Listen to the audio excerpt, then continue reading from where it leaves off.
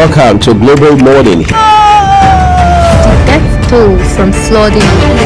Most time our politicians just bring in policies too, for sure. If you don't say we have several more stories. The legislature was carefully crafted to 22.2% inflation rates as of April this year. What does that say about where we are as a country? I think Nigeria has resorted to being resilient. Before you call the police station, before they even leave, they take permission from I don't think there's really anything on ground to improve. the struggle, the ASU strike. Minister of Education volunteered and said, give me 2 weeks. It was a lie. The president never gave me any deadline.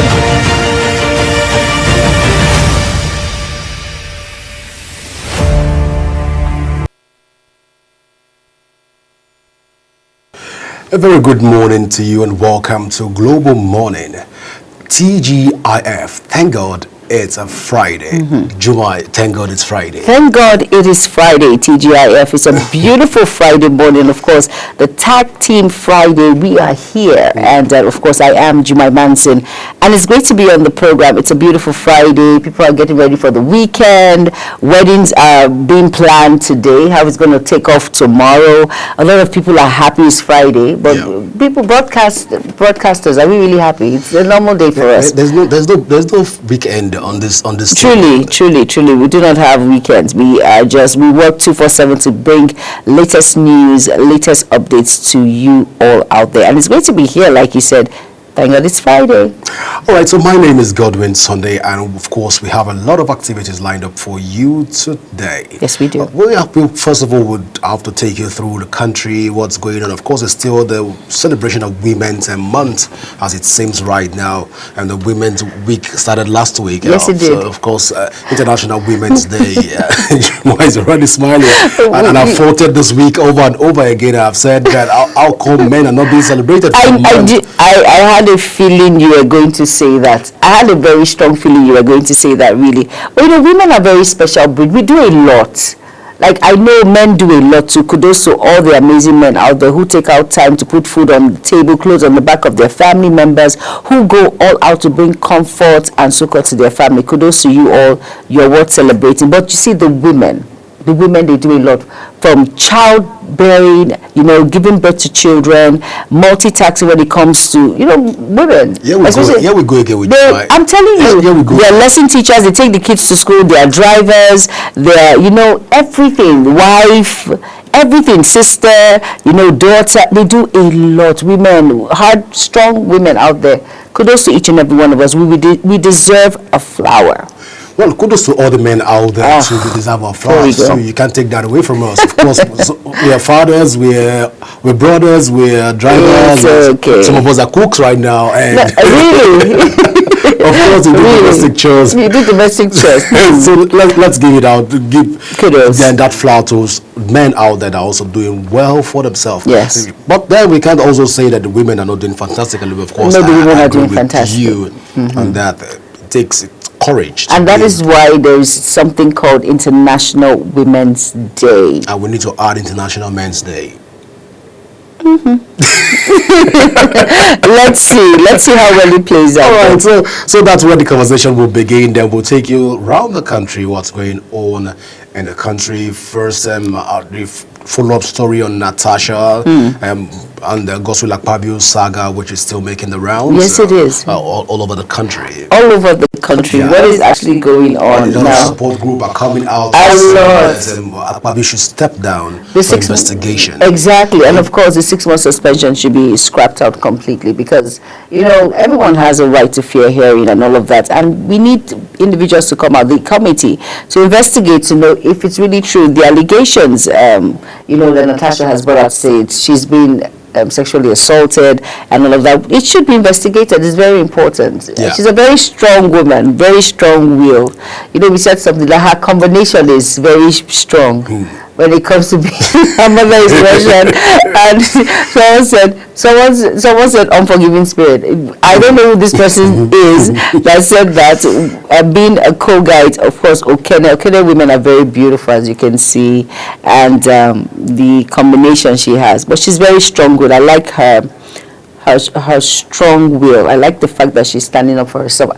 I'm entitled to my own opinion. I'm a woman. I have to support the women folk. So it's very important. It's fair. Let's not go gender bias. So I won't say I'm supporting yeah, exactly. Don't. But support groups have come out to say that they want the Senate president to step down while investigation is ongoing, so as to allow the Senate to have access to various files and also be able to listen to both sides of the divide and come out with their recommendations. Exactly. But then again, then why did they go ahead and there were no investigations, and it's wrong. In the course of the week also, Natasha went to the IPU to also lodge a complaint about what's going on, how she was being forced to go on suspension without giving a fair hearing. So, although that was not the issue at hand for that sitting, they just had to incorporate it. But the Senate had to reply almost immediately by saying that in this particular instance, Natasha is our sister.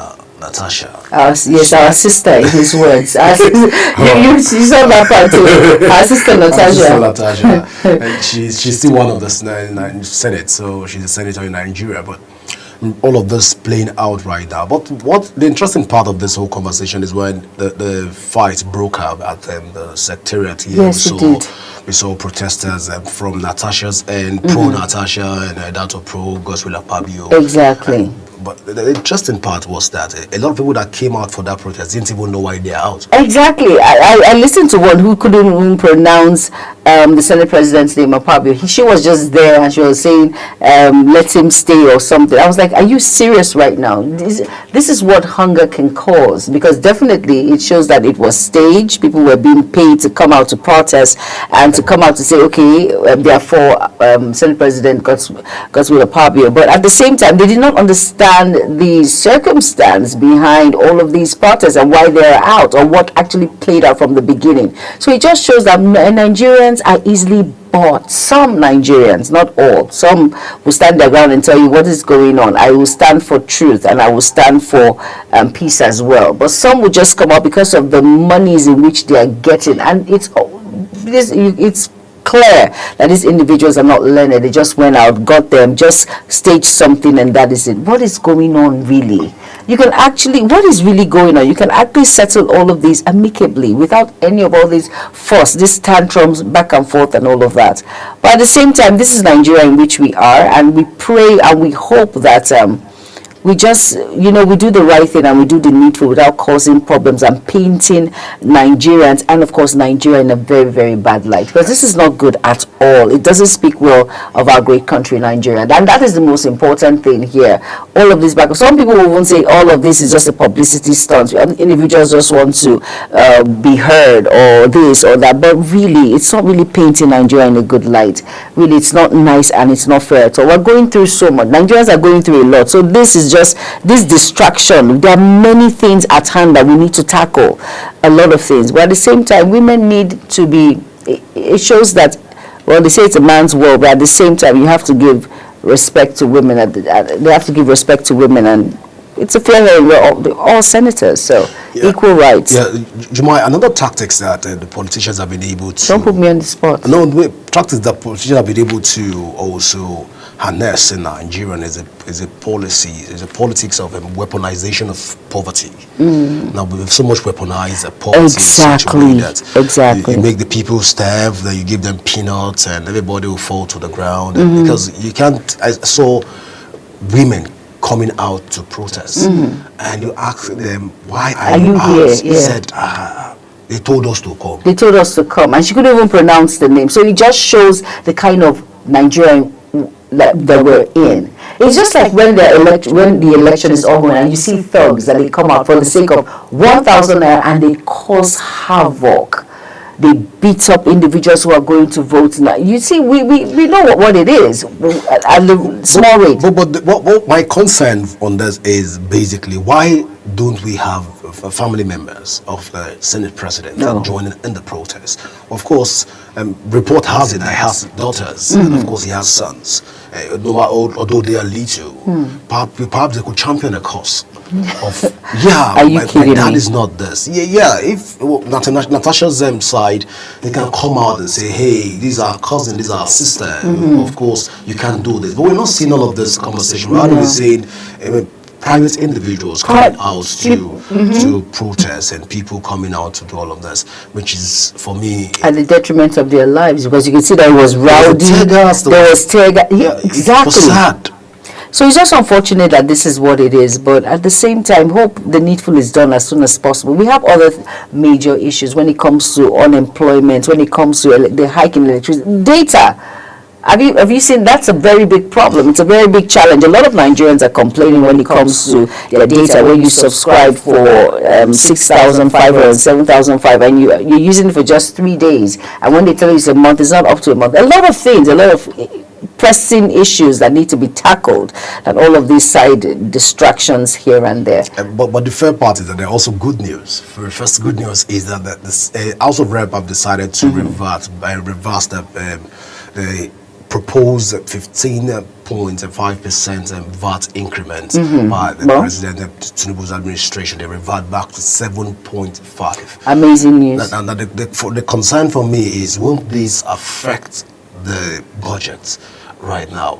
Because some of this the budget has been banked on certain premises.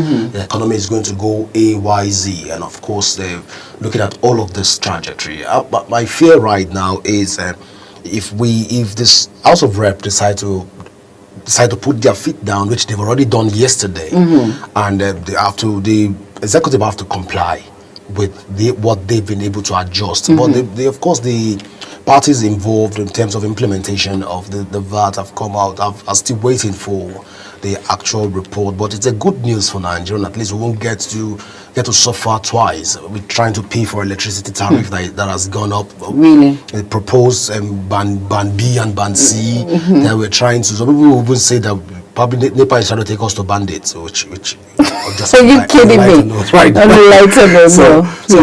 the thing is, all the increment from the tariff increments and telecommunication, that one that you've just mentioned, that one is even worse. It's worse. A lot of people are complaining. Everyone is complaining. You see, when you look at clips from Reels, when you see clips from TikTok and all of that, you see people complaining about their data, which is really bad. It's like a rip-off. Like, it's not worth it anymore. You buy your 20 gig, 25 gig, and there is nothing to write home about. It's supposed to take you for as long as a month, and then you see yourself in the next 3 days, 4 days, you're subscribing again. And if you calculate all of those 656, if you calculate, it's a lot.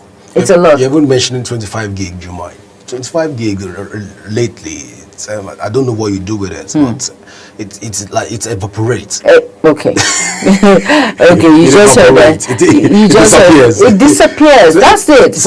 A lot of people are complaining. What do you do with it? And nothing. What did you actually do? You just went to the internet and you just checked some information, and the next thing, 2 days later, they're telling you your data is low, you have to subscribe again, and all of that. It's just unfortunate. It's very annoying. Really, it is. And a lot of people are not finding it hard. A lot of Nigerians are not smiling when it comes to that, because there's limitation now. People don't talk as long as they used to. So when it comes to calls on WhatsApp, they don't go through they don't surf the internet as they used to, because hey, their data is going to be consumed as fast as before you say Jack Robinson. And the next thing you know, you cannot get vital information. This is where the informations come from, all of the internet. And with all of this hike in tariff, people cannot access the internet as freely as they used to, which is really sad. Which is sad. Very sad. But more sad is the fact that the CNG conversations right now. Have you seen the queues on CNG, what they call the filling stations right now? And then funny enough, cars are really converting to the CNG. I told you, it was here on the program. I said I was in a cab, and Suran, the manager marketing, and we were in a car. We wanted to put some things at the boot of the driver's car, and we saw like a big gas cylinder behind. And we wonder, what is this? He was like, he has converted.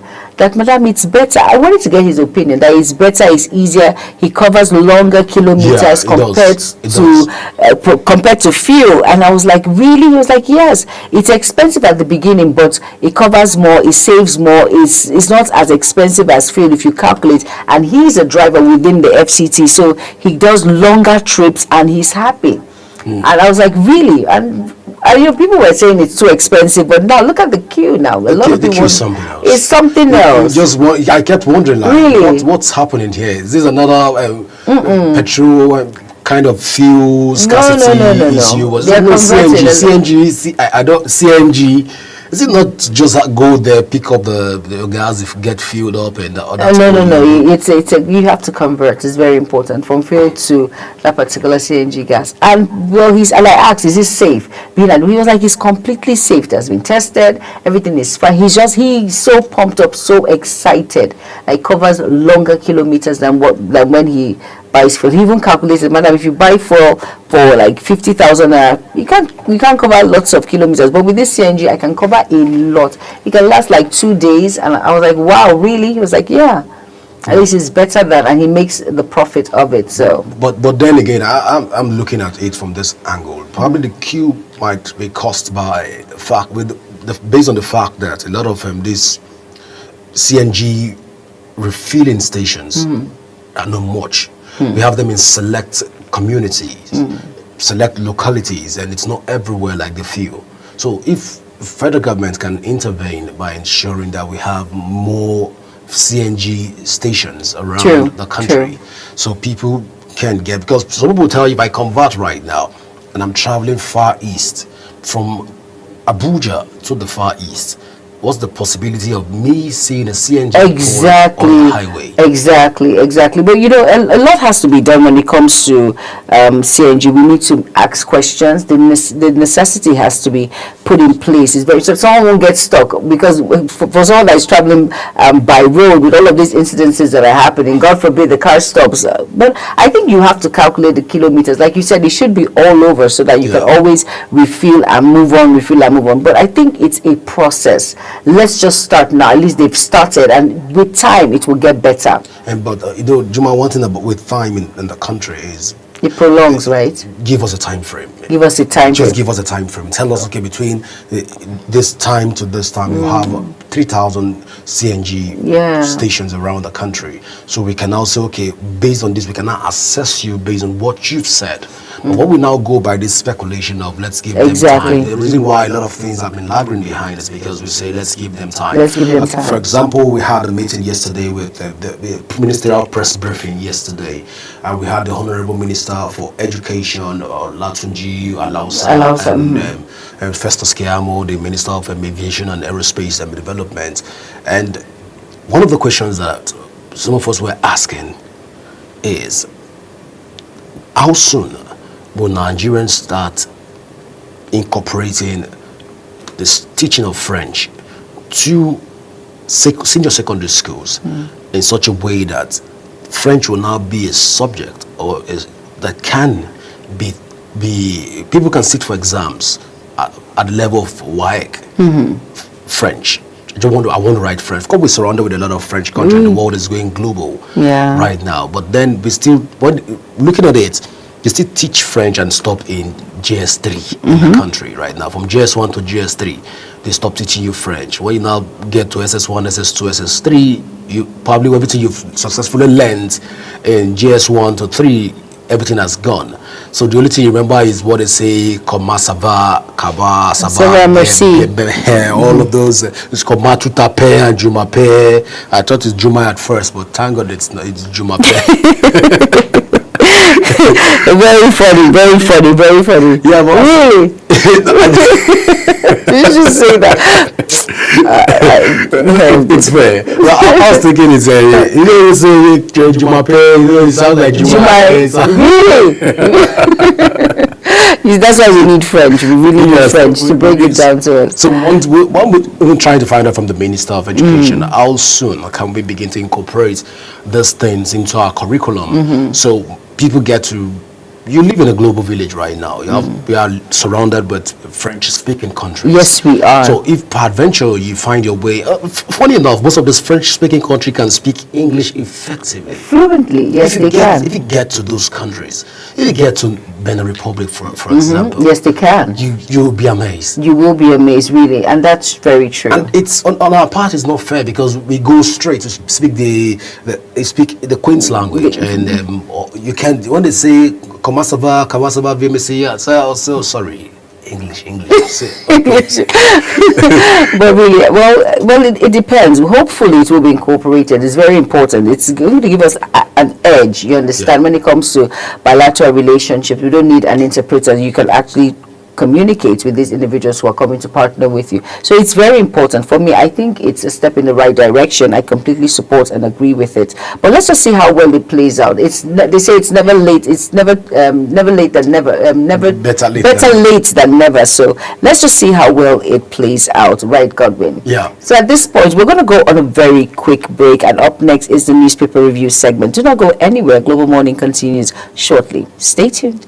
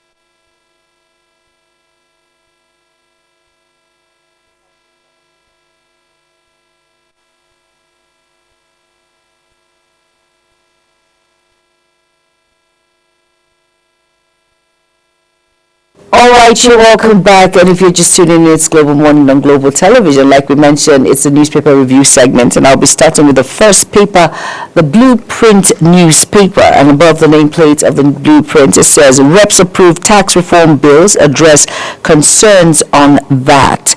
And below the nameplate, it says, Dangote unveils 16 billion naira food intervention for 1 million vulnerable Nigerians. Lagos emerges Africa's second largest economy with $259 billion GDP. Amazing. And Sports Story says World Cup qualifiers Toranga replaces Stella in Super Eagles squad. And the Star Story there says, after 120 billion naira revenue loss, federal government moves against private jet owners. And the rider there says illegalities perpetrated for 50 years, Kiyamo, and Tinubu omitted to qualify to quality education for all Nigerians, and that's of course Tunji Lausa there. History would judge presidents favorably, Idris, and you can find that read on page 6 of the Blueprint newspaper. And then it says here on page 8, I will never turn my back on APC, Buhari declares. And you can just find that read on the Blueprint. And it says presidency to Obasanjo, Lagos Calabar Coastal Highway Legacy Project. And you know that it says, I'm ready to work with Obi for Nigeria's progress. And that's Governor Ambala. And it says, driver escaping tax force kills toddler in Edo. And that sad read is on page 13. 29-year-old PDP party to beat in 2027 Damago on page 10. And at the foot of the Blueprint newspaper, it says, at UBA Business Series, female leaders harp on gender parity. And you can find that on page 20. And those are the stories on the Blueprint newspaper. And funny enough, the story that caught my eye is the driver escaping task force killed toddler in Edo. Very sad. Very, very sad story there. Like, really. But, I always say that some of these task force are causing a nuisance on the roads. And some of these drivers, please if you have the right particulars when it comes to your driver's license, you have the paper of the car or whatever they're asking of. If you have all of that, I don't think you want to escape tax force when they stop you. And some of these tax force, do you see, sometimes I always say they cause nuisance. You stand in the middle of the road and you're saying stop, and there's an ongoing car who didn't see you, and things can just happen. But a toddler walking on its own, who do you blame when it comes to this? You see some parents who allow their toddlers cross the road without supervision, and you just don't know who to blame. But it's just unfortunate that toddler had to lose his or her life because of negligence on both parts. I will say, or all the parties. I will say it's just unfortunate. What story caught your eye? Yeah, for me, I'm still the toddler story. It's a very sad one for me. Our heart goes out to the family. Yes, it does. It's really sad. And it's a digital world. I think by now we should have gone past this level. Exactly. Trying to chase cars. Exactly. Just put technologies in there. Really. And just capture car. Just capture. Just capture it, and then the penalty. Exactly. You just face it. Yes. And then one of the story that caught my eye says, "I'll never turn my back on APC." Buhari declares. I like the allegiance. I like the fact that I'm not going anywhere. It doesn't matter what's going on. Even though he has been silent for a while. Yes, of course. Sometimes that's the thing, when all of these, some the elites, when you see things playing out, sometimes you just have to sit back and watch what's happening, then come back and say, okay, this is it. I'm sure that's what he's doing. So silence means admissibility in law. Exactly, it does. Means that you've admitted to not being a part of the party. So invariably, I'm just saying. Really. All right, Godwin, we're going to the next paper. All right, so the next paper here with me is Daily Trust newspaper, and just below the nameplate we have day 13 Ramadan fastings. We have that there to just remind Muslim faithful that they've entered day 13 in the fasting. That we have here also. Just below the day 13, we have 6 simple ways to beat extreme heat. Of course, it's really hot lately. It's really hot, and people should please drink a lot of water. It's very important. All right.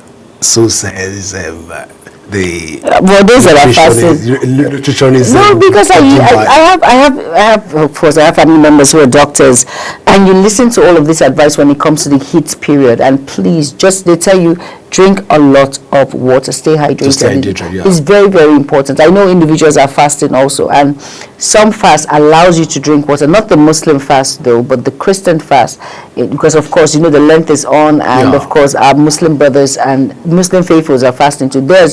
It doesn't allow you, just eat the sahur in the morning, and that's it. And when it comes to the iftar. And the iftar, I know more of the iftar. Because you like going to eat with Juma, it's okay. So Juma, let's return back to the papers. No, let's go back to back to the Daily Trust right now. Reps to commence consideration of tax reforms bills today. We'll see how that plays out. Again, Senate summons NSA service chiefs. You can find that read on page. You can find that read on Daily Trust newspaper. All right, so it has a star story here. We would defend Governor Fubara Ijo groups. It comes with a rider that says our assembly denied governor entry to present budget. The other rider says not criminal if he is impeached. Wike, the other rider here says that constitutive rider, actually last rider here says legal expert only compromise can resolve deadlock. We'll see how that plays out in Rivers State. Well, you can find that read in the Daily Trust newspaper. All right, so World Kidney Day, that's on the foot of the Daily Trust newspaper, World Kidney Day. So we spend over 150,000 naira on dialysis every week. Patients, with a rider that said 6 expanded access to federal government subsidized treatment program. Now, for me here, what caught my attention is the fact that the week if I had a feeling that was I had a feeling. The Wike Fubara saga is still ongoing. Of course, when I listened to Wike speak a couple of days ago, it was interesting. It was an interesting conversation. Very interesting conversation. To the point where he said that the governor had the infantry to go and remove a chief in your family. The family. So for me, I was, is this necessary? How will this move us forward as a people? In fact, really. But you know, for me, I have my very soft spot when it comes to Nyesom Wike. I feel it. I feel his performance is mandate, but I have my you know, when it comes to things that he's doing when it comes to Rivers State. But at the same time, he's someone that I respect and I really like. That's the truth, because I like his way of doing things. But at the same time, it just shows that you never bite the finger that has fed you. Always remember, always look back. It's just me saying. Sometimes you have to. But Jumai, this is playing back. The same thing happened to. When ODU was the governor of Rivers State, if you recall, Amici, to a very large extent, was almost like this to ODU when he felt a sense of godfatherism wants to play out in Rivers State. Rivers State has always fought godfatherism. When Amici stepped down and Wike assumed the seat of governance, we saw that play out. Wike will not give in to Amici to allow any room for godfatherism. Of course, Amici was Minister of Transportation then under the Buhari's administration. We saw what play out. So right now, if you watch the trajectory, if you follow the sequence, right now Wike is a serving minister. Yes. And Fubara is the governor. Almost similar thing to what Amici was doing to Wike using the federal might is similar to what Wike is almost trying to do right now, but trying to control Fubara. But at the same time, if you watch that episode with Wike and Amici, it wasn't like this. You see, diplomacy is very important. It was worse than this. But at the same time, you know, because, sorry to interject, but you know to a very large extent that Amici was not more of a totalitarian. He knows how to do his thing, but he doesn't speak out. He will just be walking. He's very diplomatic. Yeah. So Wike, on the other hand, we saw how Wike almost threatened the president.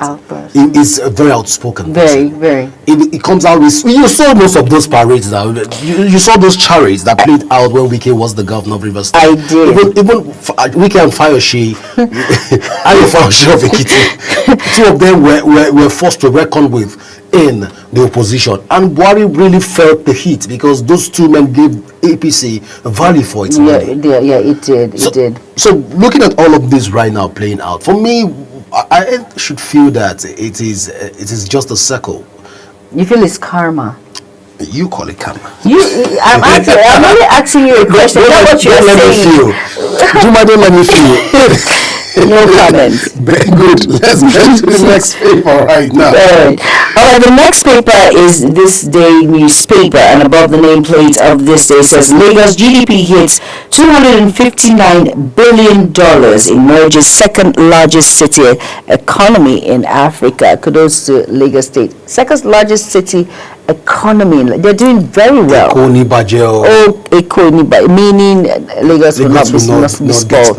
Really, but this is something big. A lot of other governors should learn from them. I mean, Sanwo-Olu is really working when it comes to revenue and all of that, the reforms that are happening in Lagos State. But really, Lagos State is like a big city of its own. Lagos has a sequence. Yes, it does. It does have a sequence. It does. Every governor that comes in on the just like at the Akwa Ibom State, for example. Okay. It has a sequence. Yes, it does. Where every governor that comes in follows through. Yes. Unlike people from some other part of the country. Are you trying to mention my state? Why would I mention you? Why would I mention your state? You know, it's just I'm just saying people from other state, part of the country. No comment again.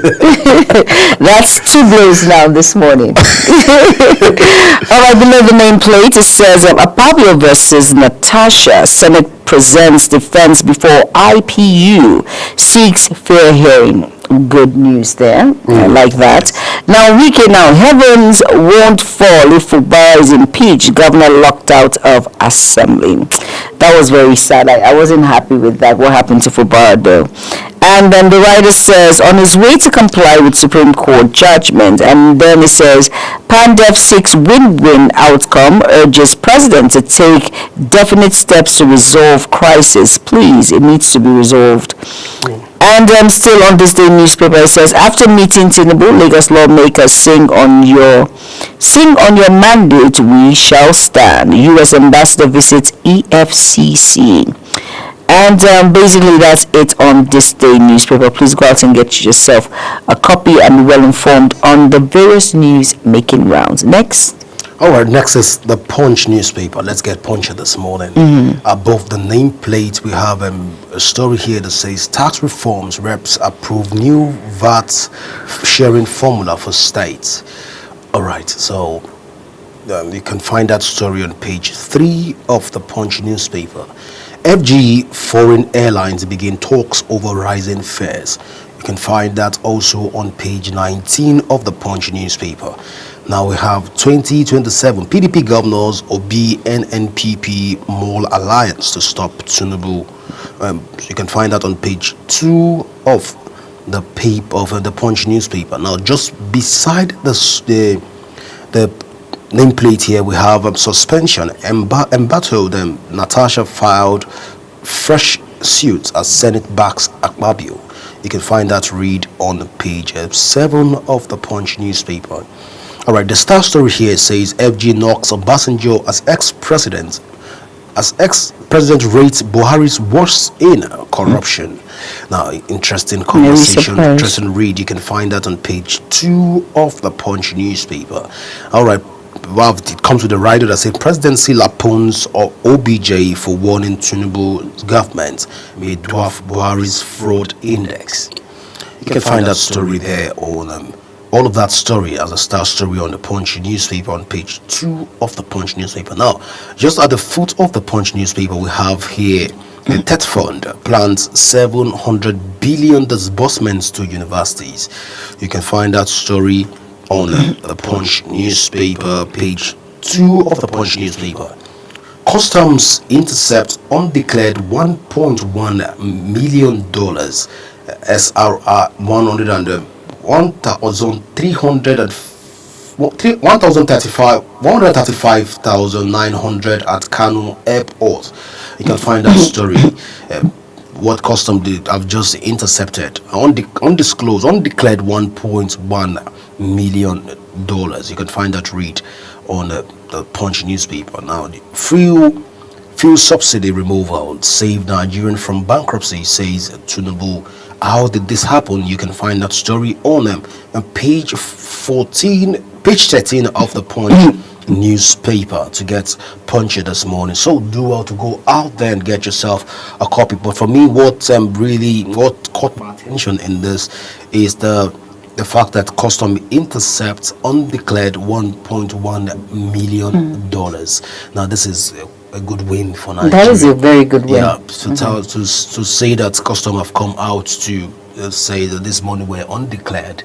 So which means if you come into the country right now, you should be a bit careful with your undeclared funds. Very important. You can't, Nigerian is no longer what it used to be. No, it's not. It has improved and gone beyond that phase right now. Check what immigration are doing right now. Amazing. So custom, the same thing, and also very other true. agencies. Very true. Very true. Of course, the military are awake right now to their responsibilities and more awake. Let me not say awake. They are more awake to their responsibilities right now. If you see Very true. the way the civil military relationship right now. Before now, you'd be afraid of talking to a military personnel on the road, even call for help. But it's not that bad right now. No, it's not that bad. I think they've all woken up. Our security agencies are doing wonderfully well, and they're improving every day. So we should give kudos to them. They're doing amazingly well. I would say that also. Before now, if you greet a soldier, a military guy, good morning, you'll be afraid. But now you reply with a smile. He said, good morning. Exactly, good morning. Really? Because you grew up in the barracks, you won't know. Really? How did you know I grew up in the barracks? People that grew up in the barracks, you see them, you know them by their faces, you know. By their face, you should know them. Okay, 3 blows now. Well, yes, I did, of course. I'm very proud daughter of a military personnel. Very proud, yes. So people say that's why Joe doesn't smile most times. Really? I'm just saying. Very funny. All right. Next is the Vanguard newspaper, and above all of that, we have federal government to curb borrowing by optimizing asset resource mobilization, and that's Edwin. You can find that read on page 19 of the Punch newspaper. And then it says here, millions of Nigerians still struggling with poor internet access. You know, I mentioned that before, and I said that we are not getting value for our money.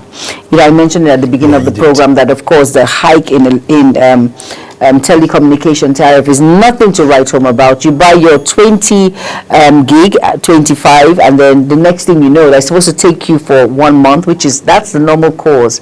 And then you see yourself in the next 3 days, 2 days, you're buying more data. So we're not getting value for our money, so it's really sad.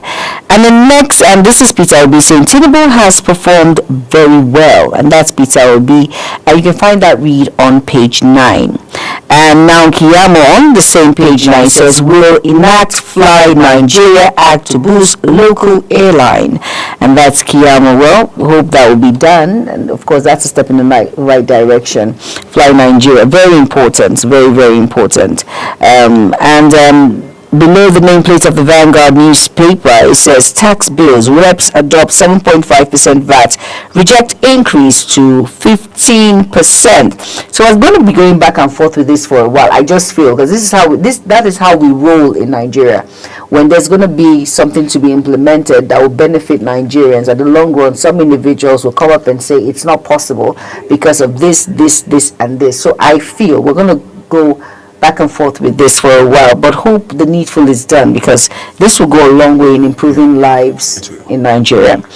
And the writer says, reject inheritance tax, and then the next says, approve committee's report. We'll await detail of approval before comment, and of course, NACCIMA don't celebrate yet. CSO advises Nigerians, okay? Like I said, we're going to go back and forth when it comes to this issue. Nigeria on the brink, but there is hope. Catholic bishops. That's on page 26. And below that, sports, it says WCQ Chelle replaces injured Teller with Taro Roga. And we can see the picture story there with Godswill Akpabio is there, of course, our President Bola Ahmed Tinubu, and of course Vice President Kashim Shettima in the picture story there. And below that is the Rivers crisis. Will shock Tinubu if Fubara is impeached? You know, I said something about this, and I said it's going to be hard. That's my own opinion, though, for Fubara to be impeached, because he has done a lot. Elevation that he did to all of these individuals. Well, let's see how he plays out. Let me just don't say I told you so. But let's just see how it is. And that's Egbusu saying that they're on page 7.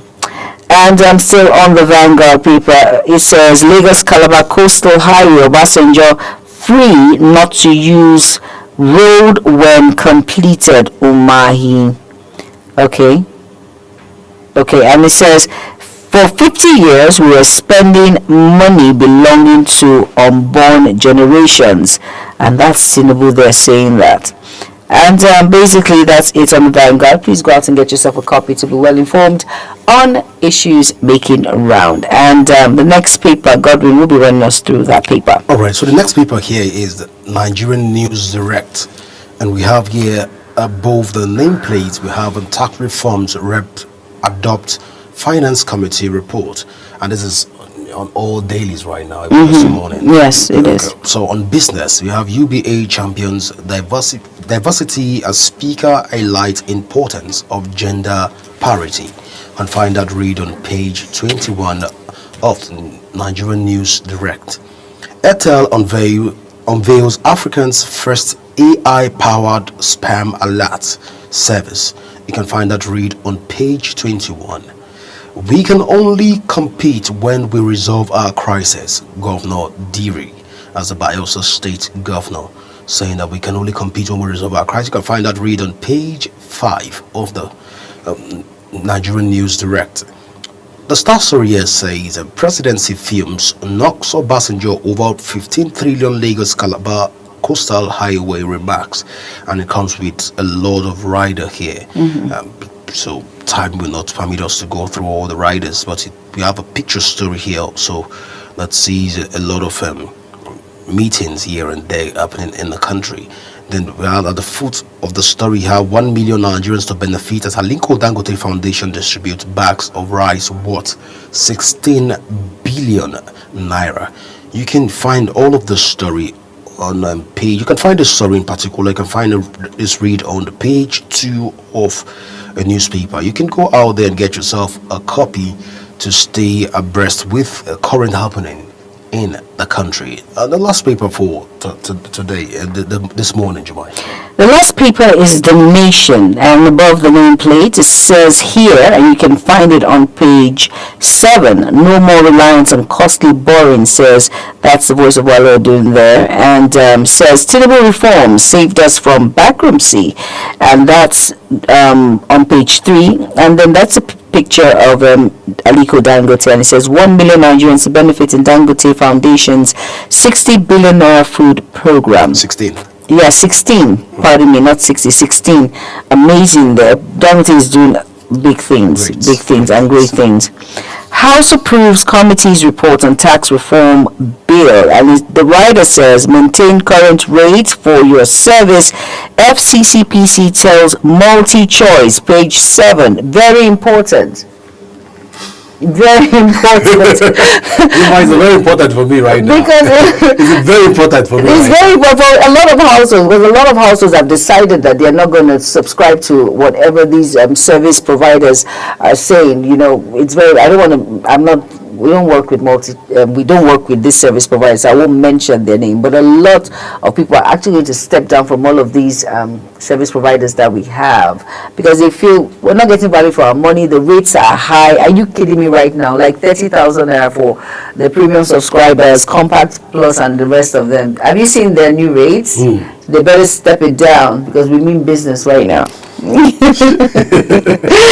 see how it goes. It's the look on your face when you say it, like it's very, because your face represents the majority of Nigerians' opinion. Right? Yes, it does, because a lot of people are complaining. And of course, the Star Story on The Nation says federal government kicks off training for 2 million IT jobs in June. And there are two riders there, and it says policies will drive down airfares. Worst time over, says Idris. Fingers crossed. And below that it says, I remain loyal APC member, says Buhari.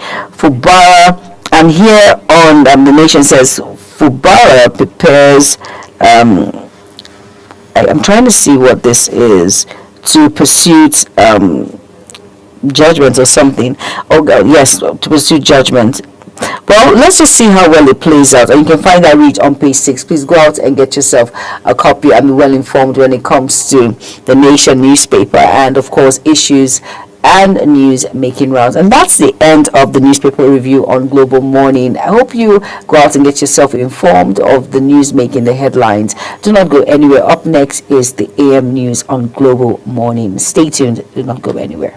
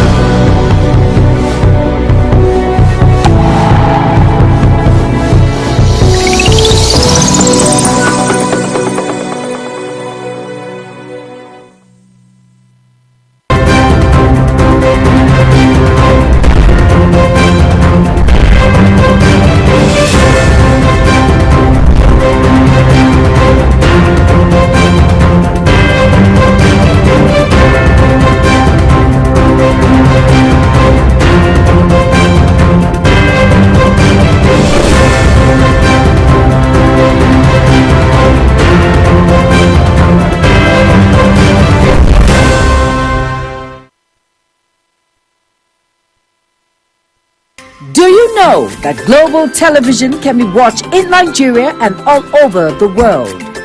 Download the Global TV Nigerian mobile app for Android and iOS devices to watch Global Television real-time from around the world. What are you waiting for? Start downloading and stay connected to Global Television.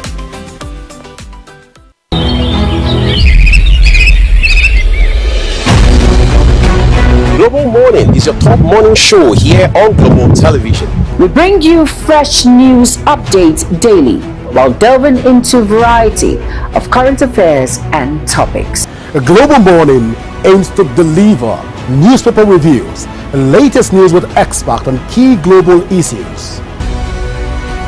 And at the same time, keeping you well informed about important events, both national and internationals. Global Morning serves as a valuable source of information, helping viewers like you start your day well informed. Stay connected from Mondays to Sundays to a wide range of the latest news making rounds on Global Morning. We're on the road to protest. The president meets all of our demands.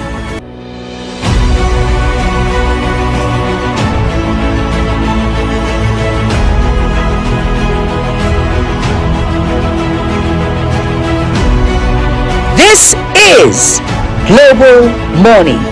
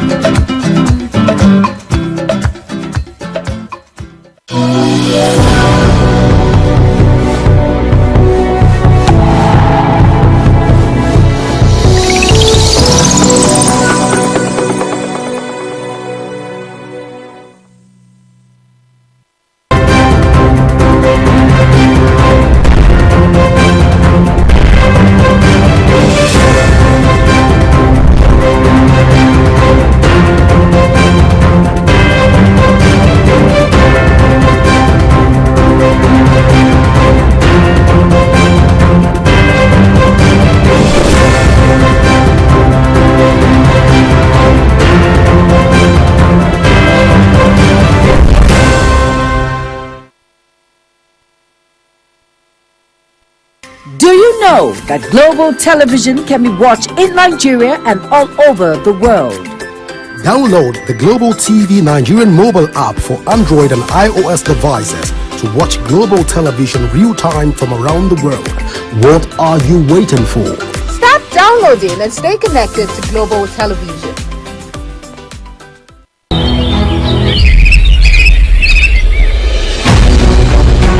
Global Morning is your top morning show here on Global Television. We bring you fresh news updates daily while delving into a variety of current affairs and topics. A Global Morning aims to deliver newspaper reviews and latest news with experts on key global issues. And at the same time, keeping you well informed about important events, both national and internationals. Global Morning serves as a valuable source of information, helping viewers like you start your day.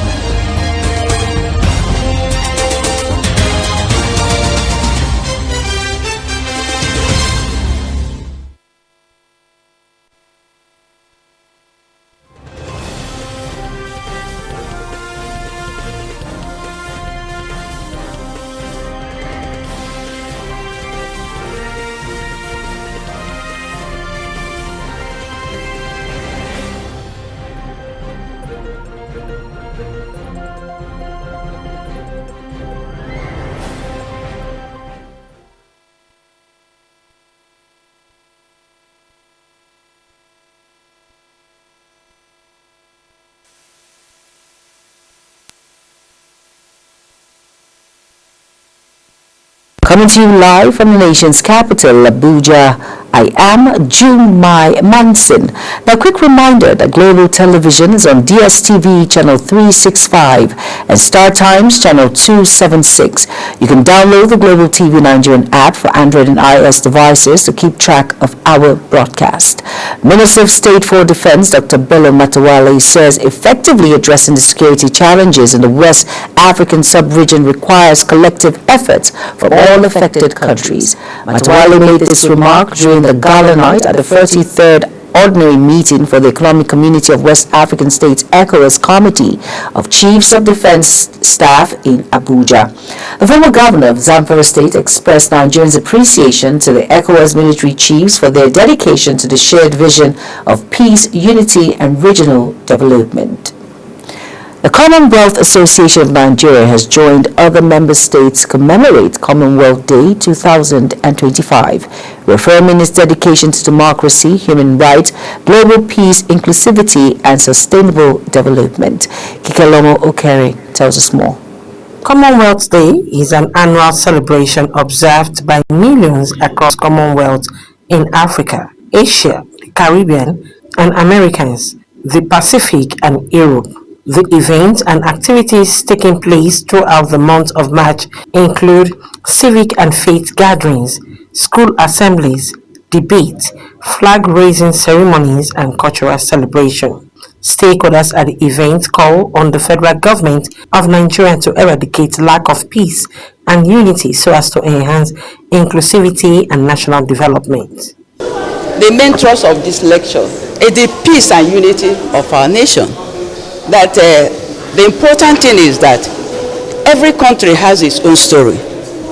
The difference between one country and another, the success of one country and the failure of another, and the difference in the choices they make. Whether choice of leadership, Nigeria is progressing, but not as a rate that ought to progress. Because all the countries that were poor alongside Nigeria in the 60s, they have all overtaken Nigeria. And the basic thing that we're having is this issue of lack of unity and lack of peace within Nigeria. Like I said, I encourage every single Nigeria to have the courage to take bold steps to set aside those things that bring us, that divide us as a people, and bring those things that unite us as a people. Because when we are united, we will make stronger achievements together. The core values of Commonwealth is peace, democracy, and good governance. And that's why all the speakers are talking about peace, how we can live together as one family under God. That is the core activities and core values of the 2025 Commonwealth Day, which is tagged Together We Strive, provide a critical opportunity to take stock of the national challenges, progress and expectation in both personal and community relationship. Kike Lomo Okeri, Global Television News. Over now to Kebbi State Governor Nasiri Idris has advised victims of the recent Lukarawa attack in Arawa local government area that his administration will take swift action to resettle them in their communities. Idris made this pledge during a condolence visit to the internally displaced persons camp in Kangiwa, Kebbi State. The camp shelters those displaced from Benin Dede, Dan Marki and Tambo, where armed assailants attacked, killing 11 people and setting one of the villages ablaze. Minister of Women Affairs Hajia Imam Suleiman Ibrahim has emphasized government's commitment to achieving systematic change in driving bold reforms to empower women and localize gender equality policies. She disclosed this at the ongoing high-level strategic joint event for gender equality in New York. She says the government plans to empower 10 million women in the next 3 years in order to increase their productivity and economic contributions, highlighting the Nigeria for Women project as one of the ministry's intervention, which has already supported 450,000 women, aims to reach 4.5 million more. The Senate has called on the federal government for urgent action to address the rising insecurity in Benue State. The Senate at plenary urged the federal government to establish a military base in Benue Northwest Senatorial District to prevent further attacks by deadly herdsmen. Ramsey Enoch Agbo has more.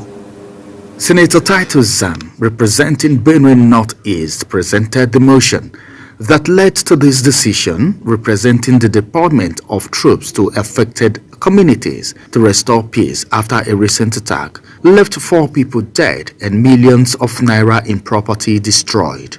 Urgent need for the federal government to deploy troops to immediately restore law and order in Gwe West Local Government area of Benue State. After a brief debate on the matter, the Senate asked the National Emergency Management Agency, that is NEMA, to provide relief materials to those affected. They also urged the Benue State government to enforce its open grazing and ranching laws to prevent future clashes. Though Senate Minority Leader Abba Moro expressed worry over the silence and inaction of Governor Hyacinth Alia on the matter, the Senate unanimously urged the Benue State government to enforce the open grazing provision and ranching law to avoid subsequent clashes. I rise to second this motion on a very, very sad note that the continued silence and inaction on the part of the government of Benue State is snowballing into the citizens resorting to attacking elected representatives and residents of the various communities under siege.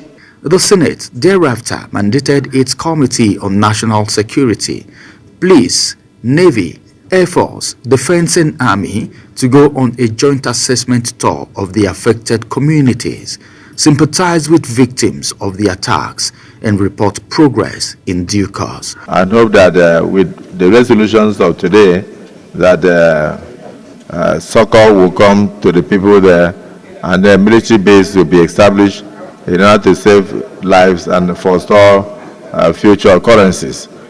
Ramsey Enoch Agbo reporting for Global TV News. The Nigerian Senate has defended its decision to suspend Senator Natasha Akpoti-Danga before the Inter-Parliamentary Union, saying that her suspension was not related to allegations of sexual harassment, but due to gross misconduct. Speaking before the Inter-Parliamentary Union, IPU, the chairperson of the House Committee of Women Affairs and Social Development, Kafilat Ogbara dismissed claims made by Akpoti Uganda as a United Nations event that she was suspended for raising allegations of sexual harassment against Senate President Godswill Akpabio. Ogbara said she has been mandated by the National Assembly to present a response to Akpoti Uganda's speech delivered at the 69th session of the United Nations Commission on the Status of Women. The Nigerian Senate has directed the Independent National Electoral Commission (INEC) to comply with a Supreme Court ruling that mandates the restoration of Anocha North State constituency in Delta State. Decision follows a motion moved by Senator Ned Nwoko, representing Delta North, emphasizing the necessity of adhering to the court's decision. Here's Queen Agaba's report. During Senate discussions, lawmakers voiced concerns that the constituency's suspension had deprived its residents of appropriate representation in the Delta State House of Assembly. I rise to move the motion for the restoration of Anocha North 2 State Constituency pursuant to Supreme Court judgment. The Senate notes that in 2014, the people of Idumujono, Idumuchuboko, Okunzu, Uboba, Ibimogo, Ubodu, Ubulubu, Anioma, I'm sure that sounds familiar, Ogodo towns in Anocha North local government area of Delta State initiated a legal action at the Federal High Court, Asaba, seeking the restoration of the Anocha North 2 State Constituency. The abolition or suspension of certain state constituencies across the country has actually deprived the people of proper representation and caused a level of imbalance in the political equation of some of these states.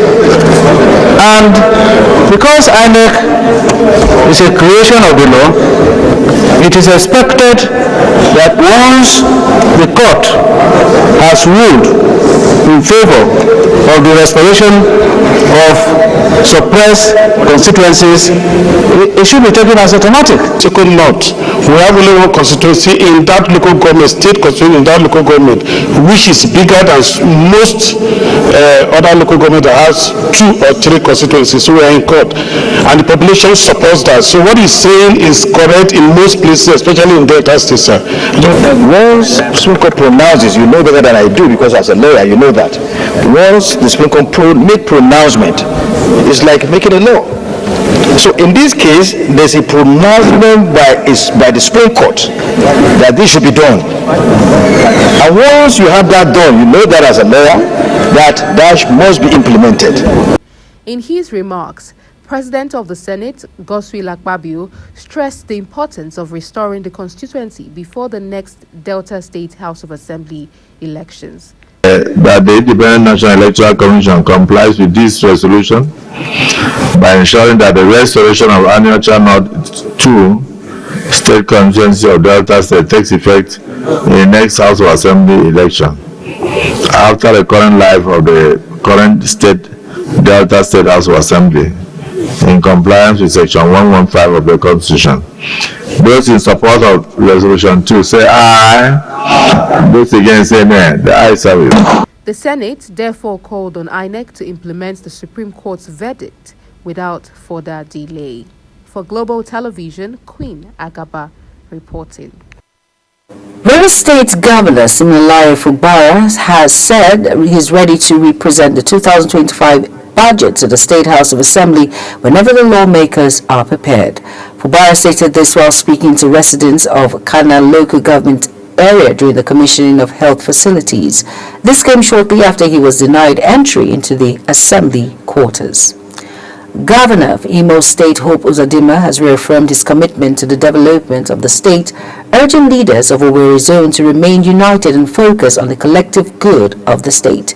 This comes as the high-power delegation led by Captain Emmanuel Iheanacho passed a vote of confidence on his administration. Correspondent Amarachi Ibe has more. Seated at these Executive Council chambers are leaders and stakeholders from Owerri Zone, led by Captain Emmanuel Iheanacho of the Imo Harmony Project. Welcoming the delegation, Governor Hope Uzodinma appreciated their support and assured them of his administration's continued efforts to balance equity and competence in governance. I must thank you for the wonderful accolades showered on me. I believe in the charter of equity, but like you said, the charter of equity is not to individuals. The charter of equity is to those. Remember that the person I was supposed to succeed me must come from my party. Leading the delegation, Captain Emmanuel Iheanacho commended the governor's developmental strides, particularly in road infrastructure, and pledged the continued support of Owerri Zone. I'm here to tell you that you are doing absolutely well. Although Owerri and Okigwe, we note that our brothers in Owerri Zone have had the opportunity of producing the governor for nearly 20 years or more. Our brothers from Okigwe have had the opportunity of producing the governor for about 4 years. And in Owerri Zone, we have had the opportunity of contributing the governor for only 7 months. Charter of equity, which really dictates that we will be able to produce the governor from 2027. But come down here today, the additional authorities have said to come and support that that we have said.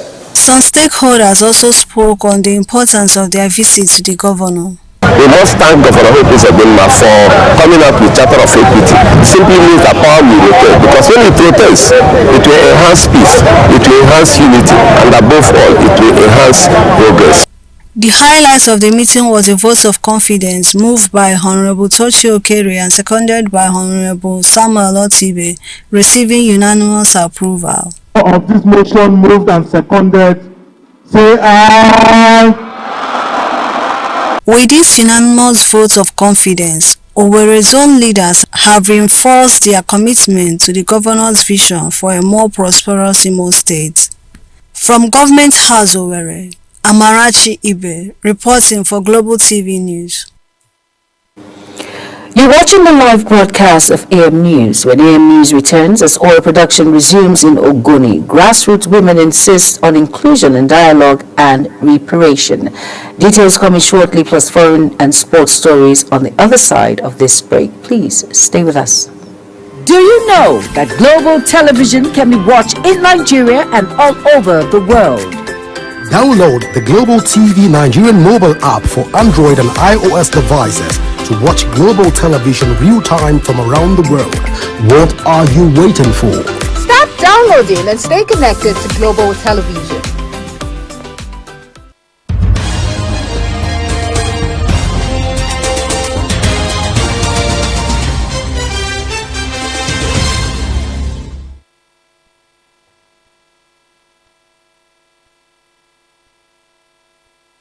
Welcome back, and if you're just tuning in, this is AM News on Global Television. Thank you for staying with us.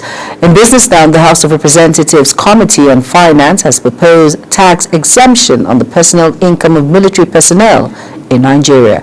Chairman of the committee, Abiodun Faleke, disclosed this during the clause-by-clause consideration of the 4 tax bills transmitted to the Parliament for President Bola Tinubu in October 2024. Now, as discussions continue on the federal government's proposed resumption of crude oil production in Ogoni land, grassroots women in the farming sector have raised concerns about being allegedly sidelined. They noted that despite the trauma and physical harm they endured during the Ogoni struggle, their voices remain suppressed in the ongoing dialogue. Kike Lomo Okere tells us more.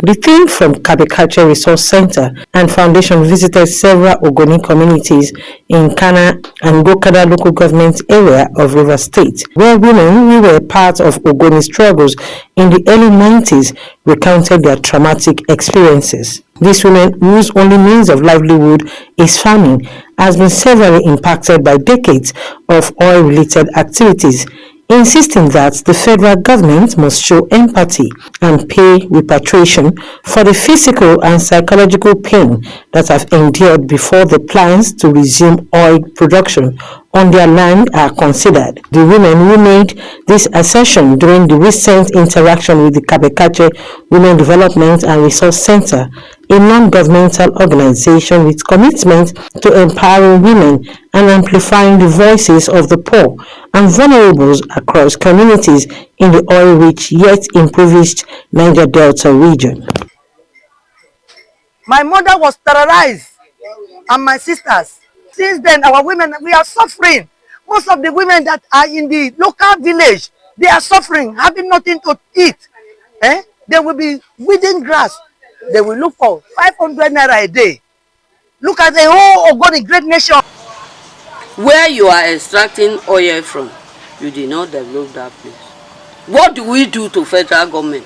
What do we do? What did the Ogoni people do to them? Only to come and kill us. Only to come and kill us. As you look at this place look like a place where they are taking oil from. People are benefiting from our oil, but we are here. No work for our children. The session provided a safe space for them to share their stories and begin healing from traumas caused by environmental and climate injustice, as well as various forms of violence against women. They said they will come and take our oil. We want them to settle the women, to settle the less privileged. We are suffering. They come now. If we did not pay, then no go take. Now so I talk, and I show we go take. The days we ate and the days we didn't eat were the same. The days when the town is tense, mommy can't go out to get food, so you have to sleep on an empty stomach. I've been destroyed because of oil. Oil has brought us more harm than good. Meanwhile, as part of the activities marking 2025 International Women's Day, Kabekache Foundation also organized a traumatic healing session in Port Harcourt, the Rivers State capital, for these women and other former oil-impacted communities like Otuagbagi in Bayelsa State, where oil was first discovered in commercial quantity in Nigeria. Kike Lomo Okeri, Global Television News. Minister of Finance and Coordinating Minister of the Economy, Wale Adun, says President Bola Tinubu's administration is committed to the disbursement of Cabotage Vessel Financing Fund. This was contained in a statement by the head of public relations at the Nigeria Maritime Administration and Safety Agency, NIMASA, Osage Edward, who said the decision was the focus of discussions when the Director General of the agency, Dr. Dayo Umberola, led a delegation from the agency to meet with the minister. Minister of Aviation and Aerospace Development Festus Keyamo says the federal government is set to introduce the Fly Nigerian Act to the National Assembly, a policy aimed at boosting the country's aviation industry by mandating government officials to prioritize local airlines for official trips. Keyamo disclosed this during the 2025 ministerial press briefing in Abuja. The proposed legislation will require that all government-funded official trips be taken using Nigerian airlines. Lagos State has cemented its position as one of Africa's economic powerhouses, with its gross domestic product (GDP) reaching an impressive $259 billion based on purchasing power parity (PPP). This milestone places Lagos as the second largest economy on the continent, trailing only Cairo, Egypt.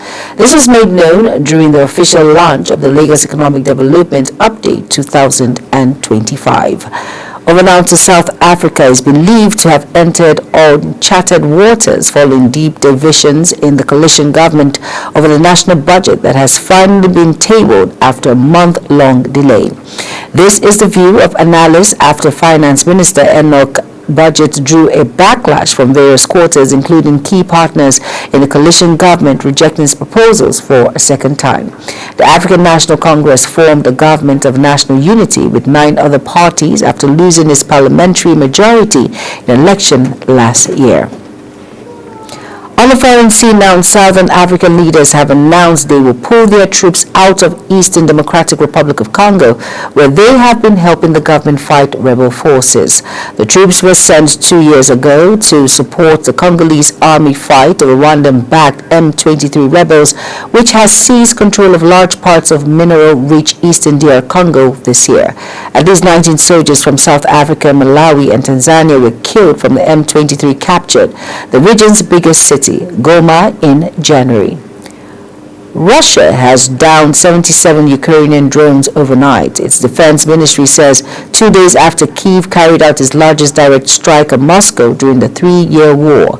The ministry said 30 drones were intercepted and destroyed over the western Bayak region, bordering Ukraine, while 25 more were downed over Kulaga. The defense ministry noted further that more drones were intercepted over the regions of Kozak, Rostov, and Belgorod. Now in sports, Super Eagles striker Victor Osimhen has declared that qualifying for the 2025 World Cup is a top priority for Nigerian national team as they look to avoid missing out on consecutive editions of the global showpiece. The 2023 African Footballer of the Year expressed his desperation to help Nigeria recover from their winless start in Group C of the qualifiers, where they have drawn 3 of their first 4 games. The Super Eagles currently sit 4 points behind group leaders Rwanda and face a crucial double-header this month, traveling to Kigali to face the Raps of March 21st before hosting bottom-side Zimbabwe 4 days later at the Godswill Power Stadium in Uyo. Italian Serie A club Atalanta have increased their asking price for Super Eagles forward Ademola Lookman from €50 million to €60 million amid growing interest from Juventus and other suitors following his stellar performance in his recent encounter. The reigning African Footballer of the Year played a pivotal role in the Atalanta Epitech 4-0 victory over the Turin Giants last weekend, scoring his landmark 50th Serie A goal and further enhancing his reputation as one of the league's stand-up performers. Now, as we end Global TV AM News, here is a look at our top stories again. Brought to you, the Minister of Women Affairs, Hajia Imam Suleiman Ibrahim, has emphasized government's commitment to achieving systematic change in driving bold reforms to empower women and localize gender equality policies. In business, the Minister of Aviation and Aerospace Development, Festus Keyamo, says the federal government is set to introduce the Fly Nigerian Act to the National Assembly, a policy aimed at boosting the country's aviation industry by mandating government officials to prioritize local airlines for official trips. And on the foreign scene, Southern African leaders have announced they will pull their troops out of Eastern Democratic Republic of Congo, where they have been helping the government fight rebel forces. And finally, on our sports stories, we said that the Super Eagles striker Victor Osimhen has declared that qualifying for 2026 World Cup is a top priority for Nigerian national team as they look to avoid missing out on consecutive editions of the global showpiece. And that's it on Global TV AM News. Kindly follow us across all social media platforms I'm showing on your screen by using the Global TV NG. You can download the Global TV Nigerian app for Android and iOS device to keep track of our broadcast. I am Jumai Manson. Thank you for watching. Good morning.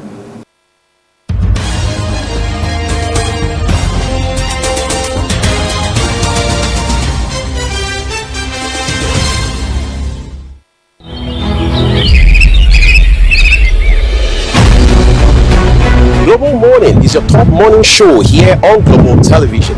We bring you fresh news updates daily while delving into a variety of current affairs and topics. A Global Morning aims to deliver newspaper reviews and latest news with experts on key global issues. And at the same time, keeping you well informed about important events, both national and internationals. Global Morning serves as a valuable source of information, helping viewers like you start your day well informed. Stay connected from Mondays to Sundays to a wide range of the latest news making rounds on Global Morning. We're on the road to protest. The president meets all of our demands.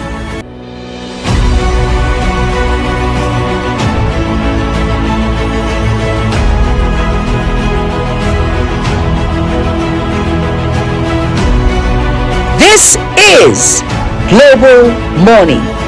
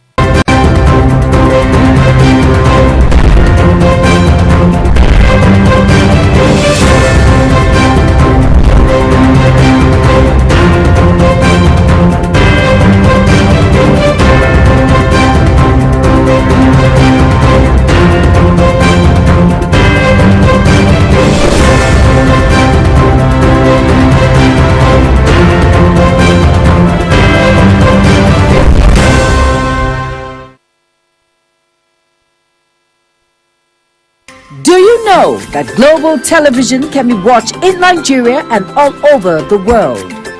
Download the Global TV Nigerian mobile app for Android and iOS devices to watch global television real-time from around the world. What are you waiting for? Start downloading and stay connected to global television.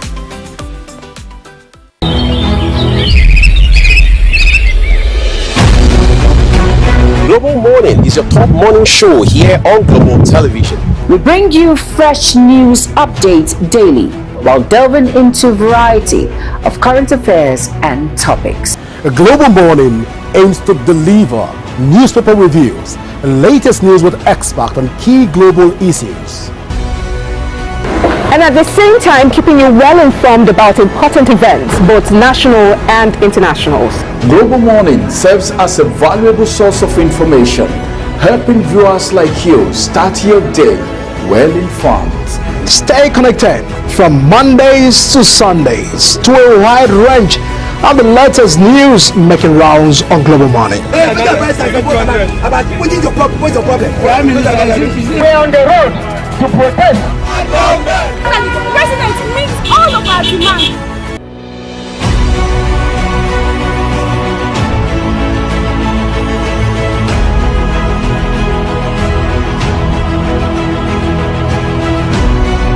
This is Global Morning.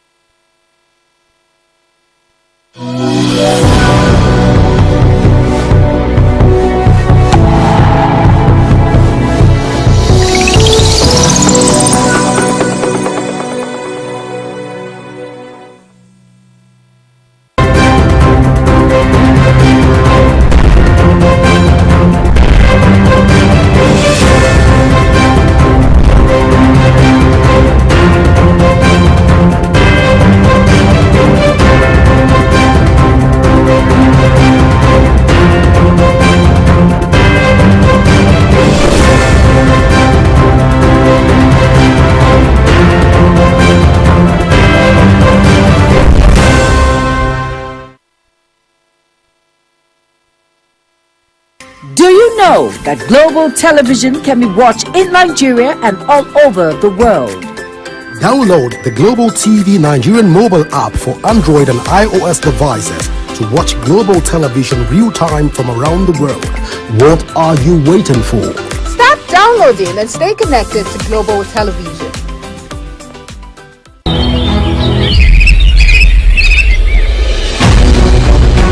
Global Morning is your top morning show here on Global Television. We bring you fresh news updates daily while delving into a variety of current affairs and topics. A Global Morning aims to deliver newspaper reviews and latest news with experts on key global issues. And at the same time, keeping you well informed about important events, both national and international. Global Morning serves as a valuable source of information, helping viewers like you start your day well informed. Stay connected from Mondays to Sundays to a wide range of the latest news making rounds on Global Morning. We're on the road to protest. The president meets all of our demands.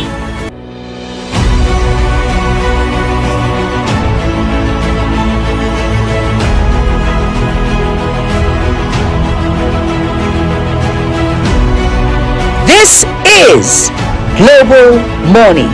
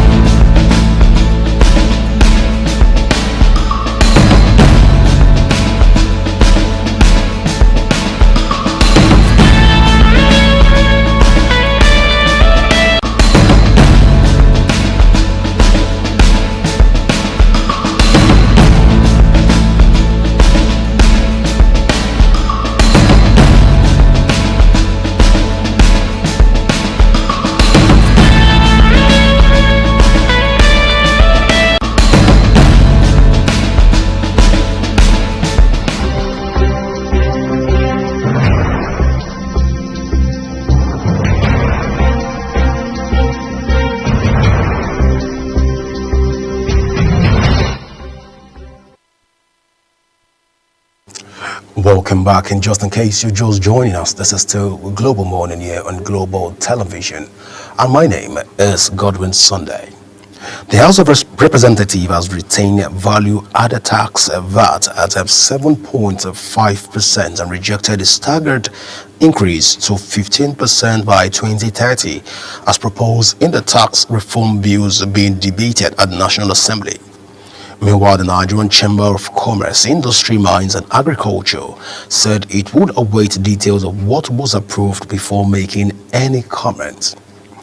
On its part, the Movement for Socialite Alternative, MSA, member of the Joint Action Front, JAF, the umbrella body of the Pro-People Civil Society Organization of Nigerian, CSO, urged Nigerians not to yet be joyous about all of this. We're submitting the report during plenary in Abuja.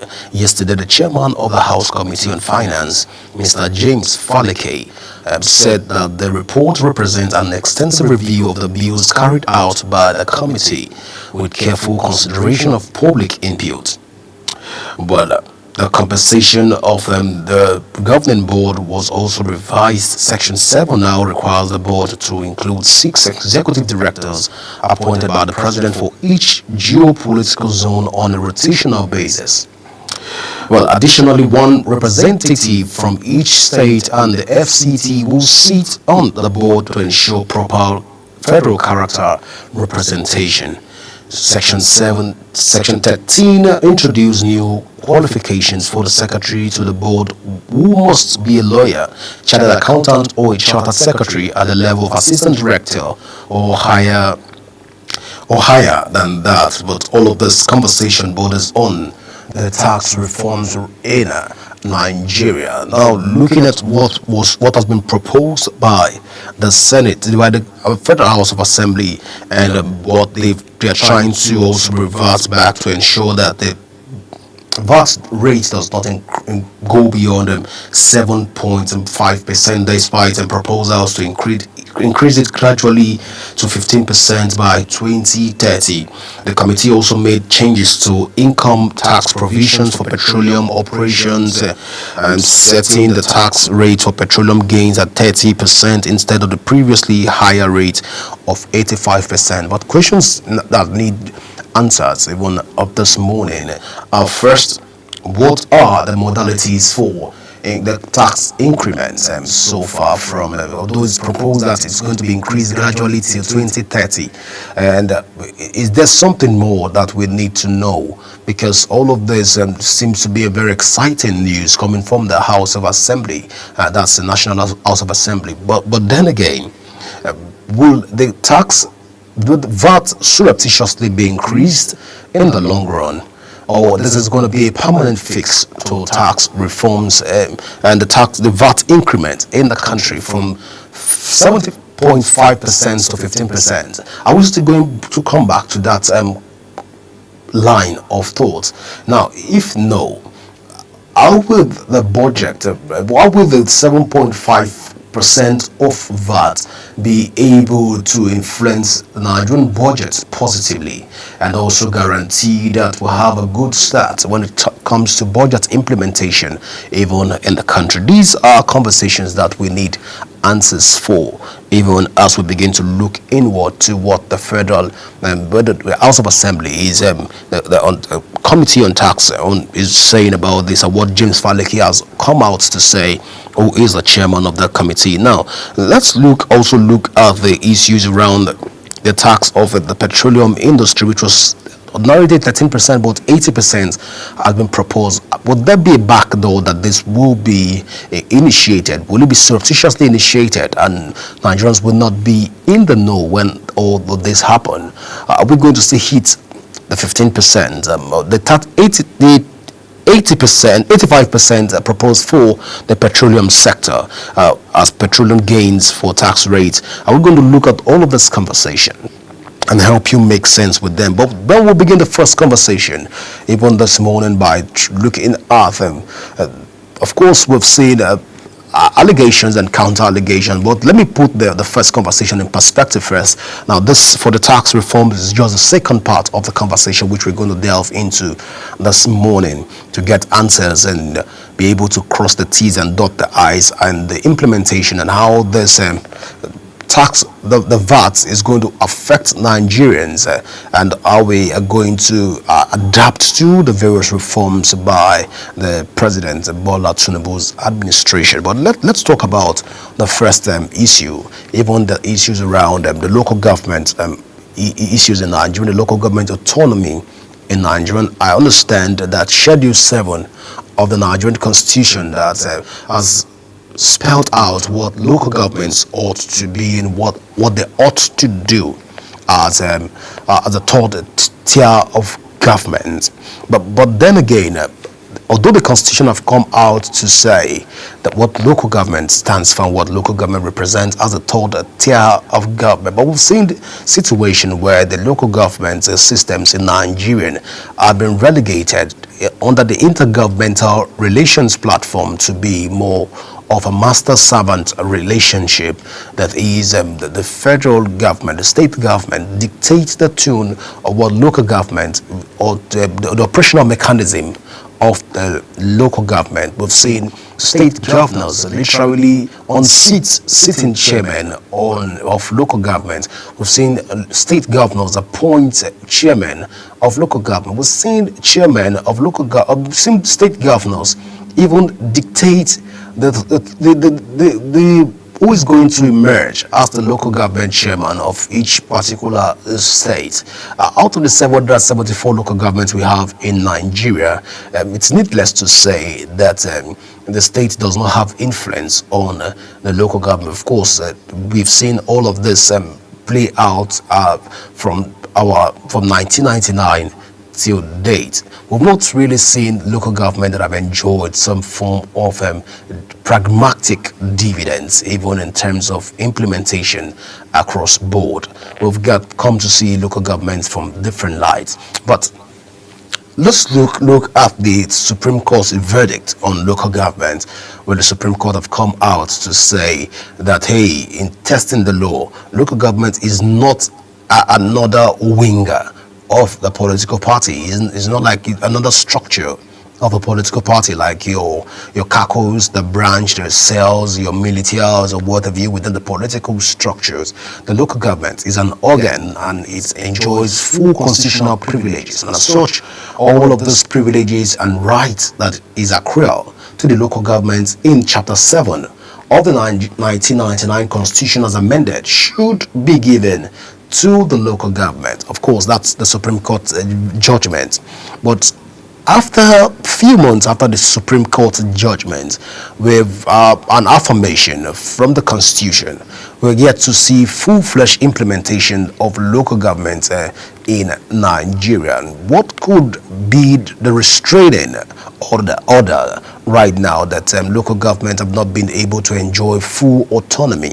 Of course, we've gone round to ask from different quarters what's the challenge with various local governments, and why are we not seeing this implementation. But that's even one side of the conversation, because it has effect, it has its own derogatory effect amidst our nascent democracy.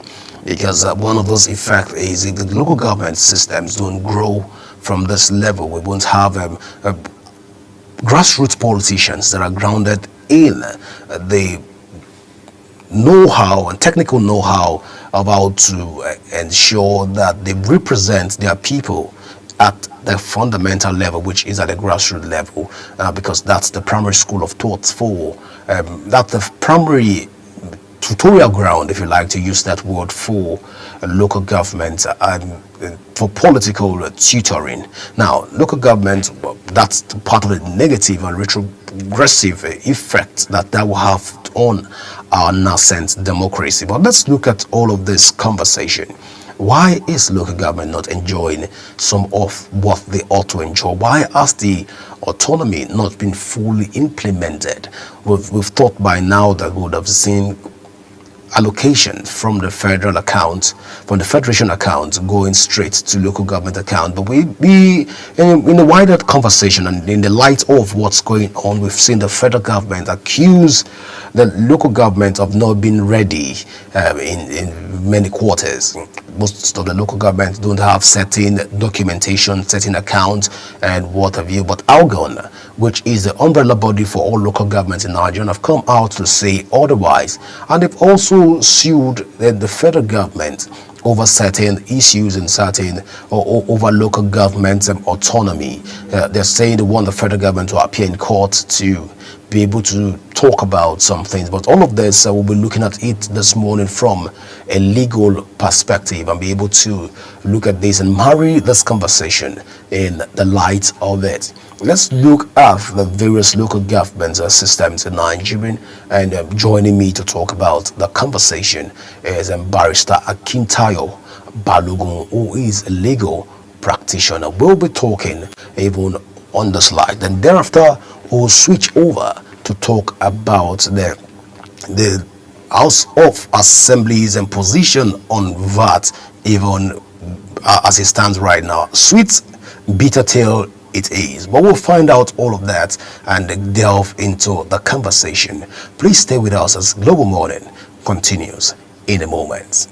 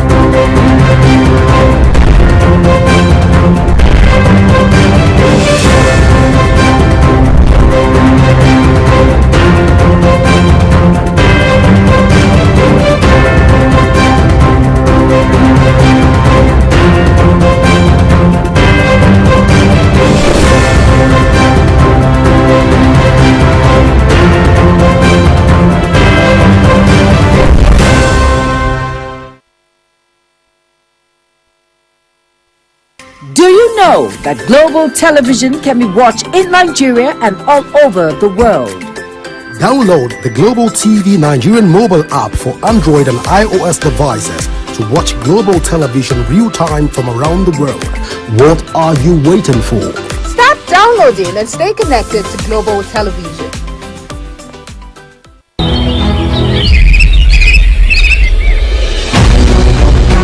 Global Morning is your top morning show here on Global Television. We bring you fresh news updates daily while delving into a variety of current affairs and topics. A Global Morning aims to deliver newspaper reviews and latest news with experts on key global issues. And at the same time, keeping you well informed about important events, both national and internationals. Global Morning serves as a valuable source of information, helping viewers like you start your day well informed. Stay connected from Mondays to Sundays to a wide range of the latest news making rounds on Global Morning. We're on the road to protest. The president meets all of our demands.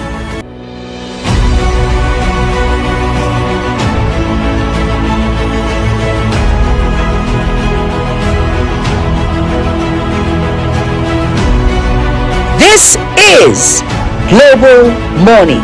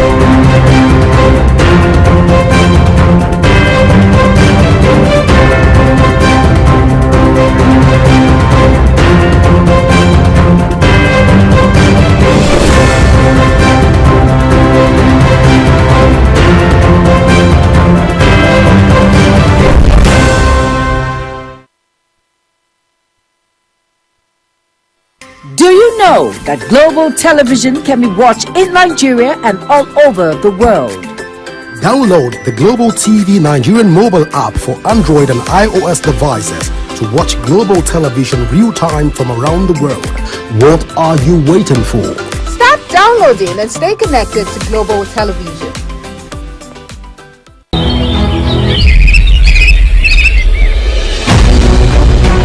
Global Morning is your top morning show here on Global Television. We bring you fresh news updates daily while delving into a variety of current affairs and topics. A Global Morning aims to deliver newspaper reviews and latest news with experts on key global issues. And at the same time, keeping you well informed about important events, both national and internationals.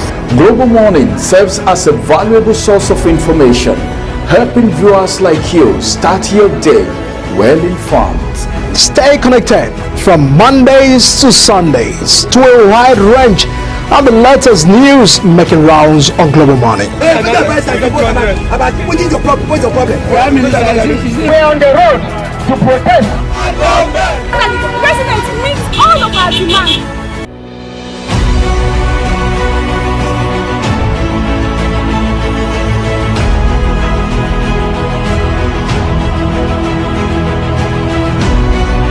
This is Global Morning.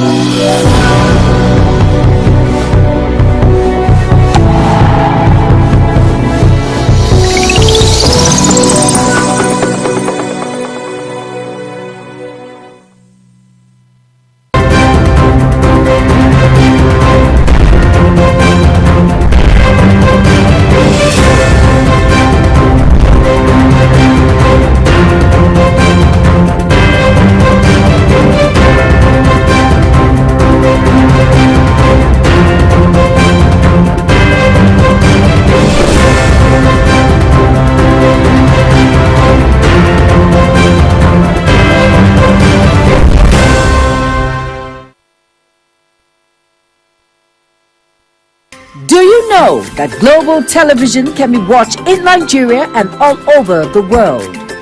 Download the Global TV Nigerian mobile app for Android and iOS devices to watch global television real-time from around the world. What are you waiting for? Start downloading and stay connected to global television.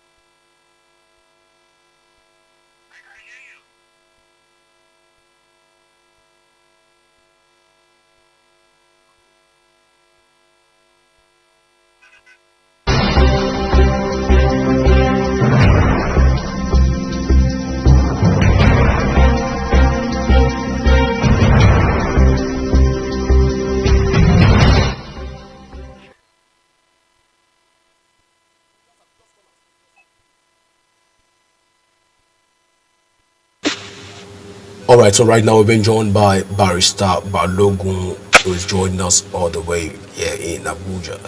Good morning, Barrister. Good morning, Mr. Sonny. All right, so Barrister, let's even get into the conversation. You've seen the various local government reforms that is going on right now, and also the autonomy by the federal government. What do you make of the local government autonomy so far, even in Nigeria? Okay, on the issue of the autonomy of local governments, you know, the Supreme Court has delivered a judgment last year, I think about 8 months ago. But then till now, there has not been full implementation of the judgment of the Supreme Court. You know, I knew that we will get to this point where implementation is going to be a problem. I knew this was going to happen. Because local government and state government, they are so much intertwined, you know, such that it will be quite difficult to say there should be a direct payment from the federal purse to these local governments. So that is why we are having a stalemate as to their full autonomy. It's been 8 months since judgment has been delivered, but till now, the position has not changed yet. It is still as it is. You know, the central bank has not been able to implement the order of the Supreme Court. Unfortunately, that is still the position as at now. We are still looking at the near future to see if there can be a full implementation of the judgment of the Supreme Court. But in its first instance, Barrister, do we even need the Supreme Court affirmation and judgment for local government to be treated as an exclusive organ of arm or tiers of government? You know, we are unfortunately we're in a country where except the Supreme Court say something, you know, everything will just remain at a stalemate. Or sometimes until Supreme Court says something, we may not act. We may constitution and act accordingly. It's just like this issue of defection. The constitution has said something specifically, but now we have to get to the Supreme Court before we have an additional interpretation to what the constitution has said. So that's just the unfortunate tragedy that we have put ourselves in as a country. If the constitution has said something, ordinarily we are supposed to act in line, but then it's like we wait until there is a judgment of the Supreme Court. And even if there is a judgment, it still takes the willingness of government to decide to act according to the order of us. We have several judgments that the government should say they are still working on it, they are still looking at it, they are not acting immediately and all that. It's just like this one we are talking about now. 8 months down the line, federal government have not, the central bank has not fully implemented the order of the Supreme Court. So that's just the unfortunate situation we have found ourselves. Constitution says something, but then we do something else.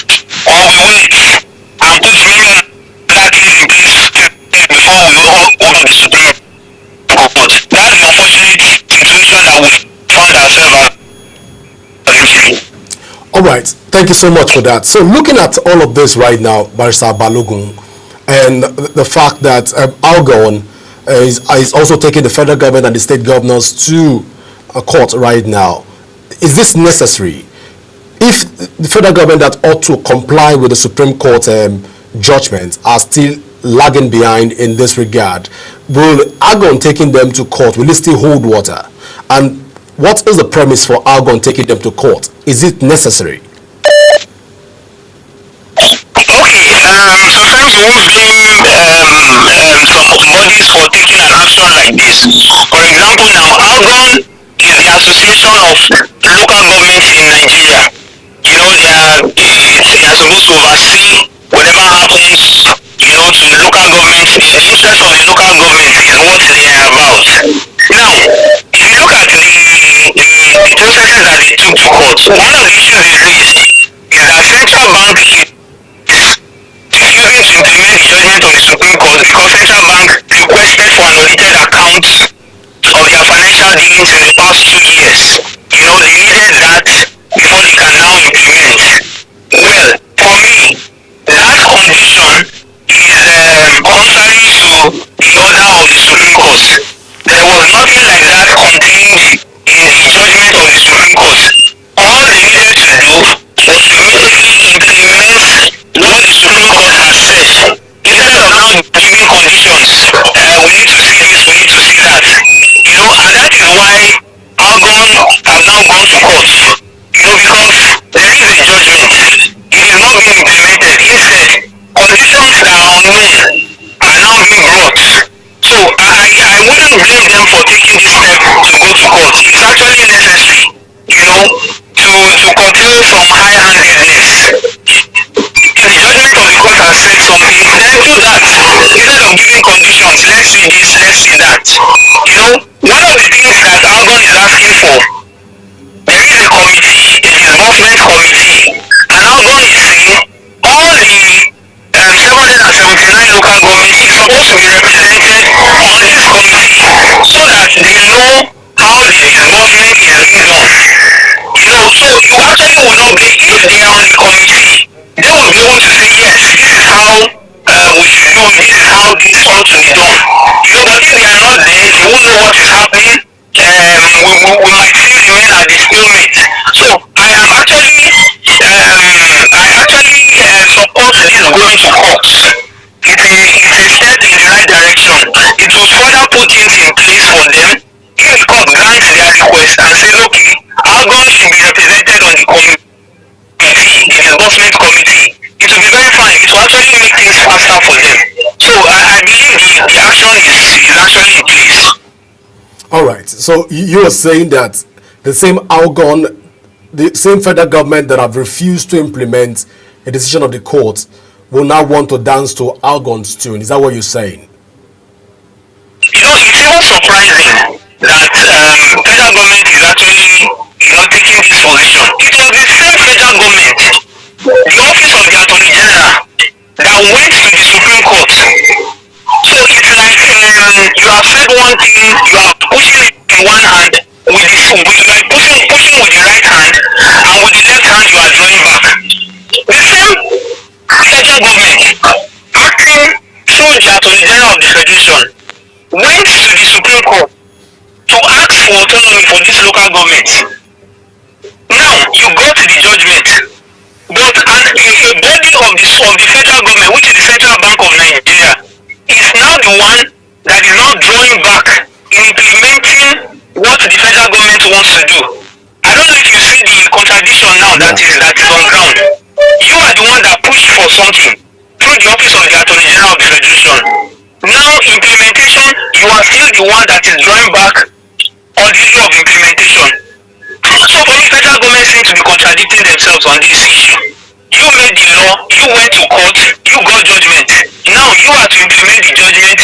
You again, you have now put what we call stumbling blocks to the implementation of the judgment that you obtained. So that's actually where the problem lies. If you have obtained something, then implement it.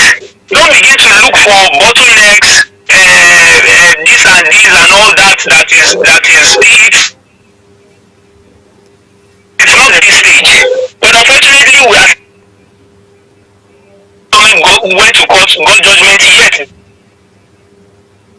to implement the judgment that they got. So it's a kind of quagmire that we find ourselves. That is itself a situation and circumstance. We are the ones that are causing this one ourselves.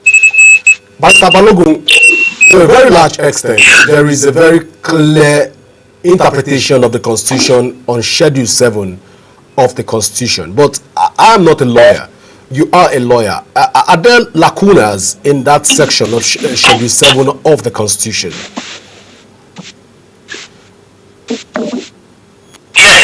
Are there lacunas that depict that local governments are supposed not to be this or this or this? That's why we have to go to Supreme Court, and right now there are itches. Are there lacunas? We can say that it is from the purview of the Constitution that some of these irregularities are noted. Yeah, please go ahead.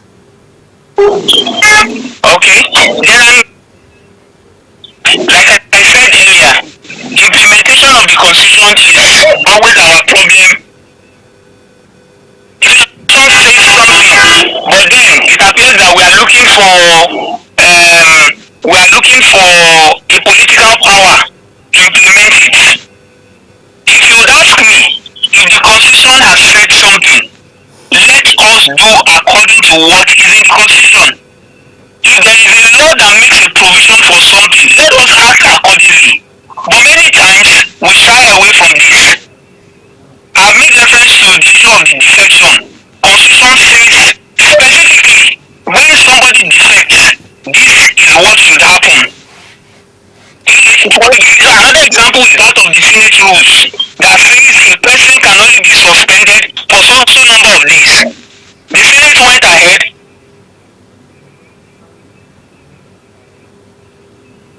later has to go to court for court to interpret what the rule says. So it's a kind of situation that we have put ourselves into. We see what the rule says.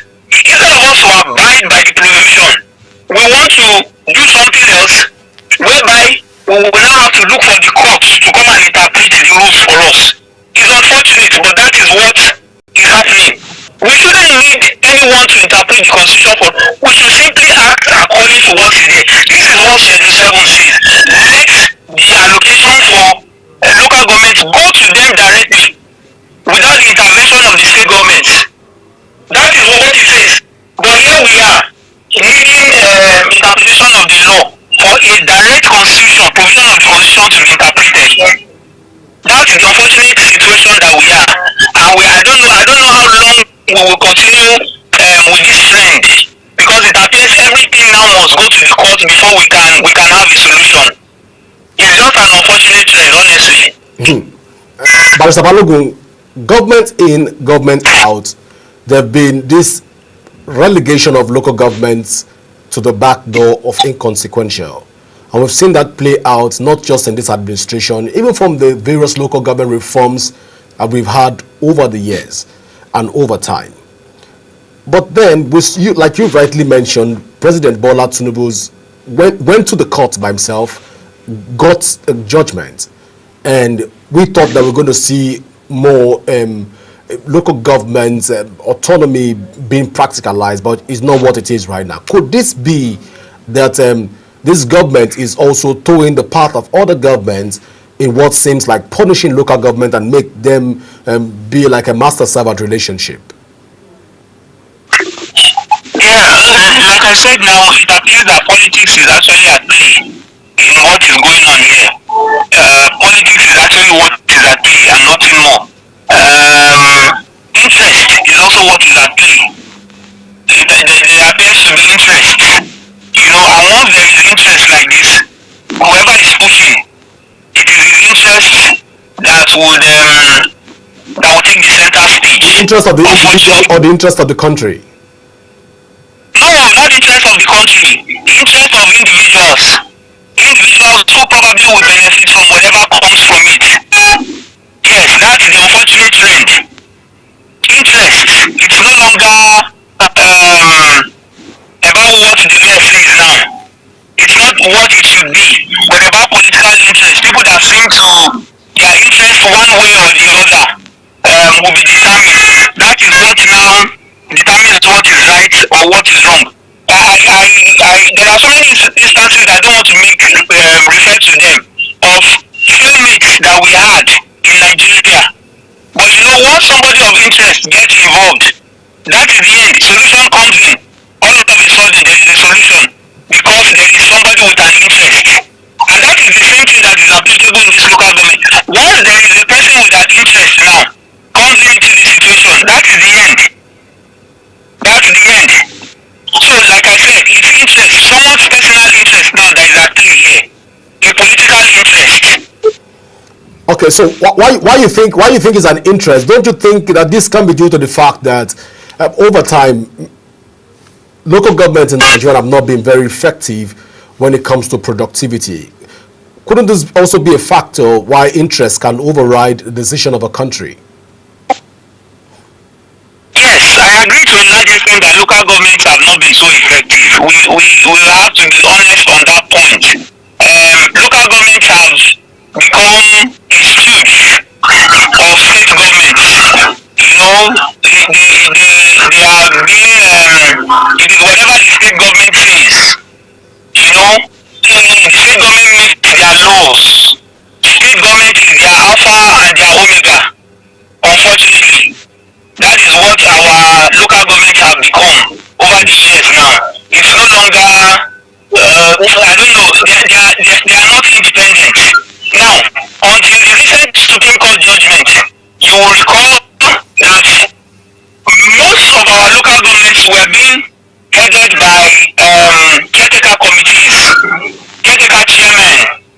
You hardly see anyone that where elections are being conducted. So you know, is it the caretaker chairman that you will now say he should do something contrary to the order of the governor of the state? No. What project is it that local governments are doing now that you can see and say, oh, they are doing well? Nothing. They are just there, you know, they are just stooges of the, in fact, the local government seat, particularly the seat of the chairman, has now become what we call an office where they give, an office that is being given to compensate loyalists of the governor.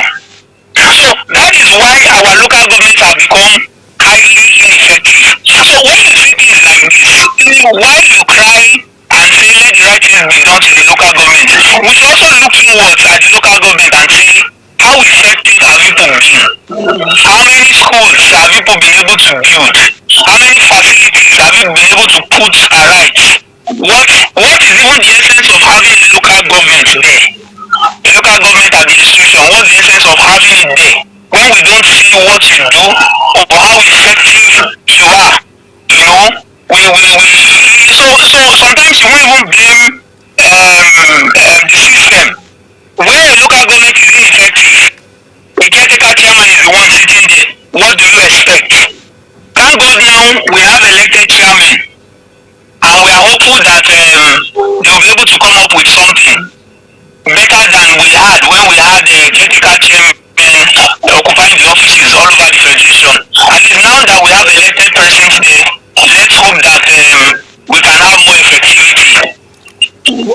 Barrister Balogun, there's something I find this confusing a bit. So let me bring it to the legal perspective first. I understand that FAC, that is the sharing formula for local government, is the sole responsibility of the Ministry of Finance that does the preparation of this budget, write a voucher as a mandate to the local government, to the disbursement bank, to disburse those funds back to them, back to the local government. And this has played out over time to the point where state governors and states don't fail to get whatever has been earmarked for them to get, whether in the derivation account or other accounts, they get their what is due of them to receive. So I'm wondering at this point, how did the CBN now got into this scenario to now begin to dictate the tune? Is there a legal provision for CBN to step in and dictate how many years they want to get, how many years report they want before they can make disbursements? Yes. Well, I'm not too very sure of this very point, but what I know is that yes, the Ministry of Federal Ministry of Finance, yes, should be responsible.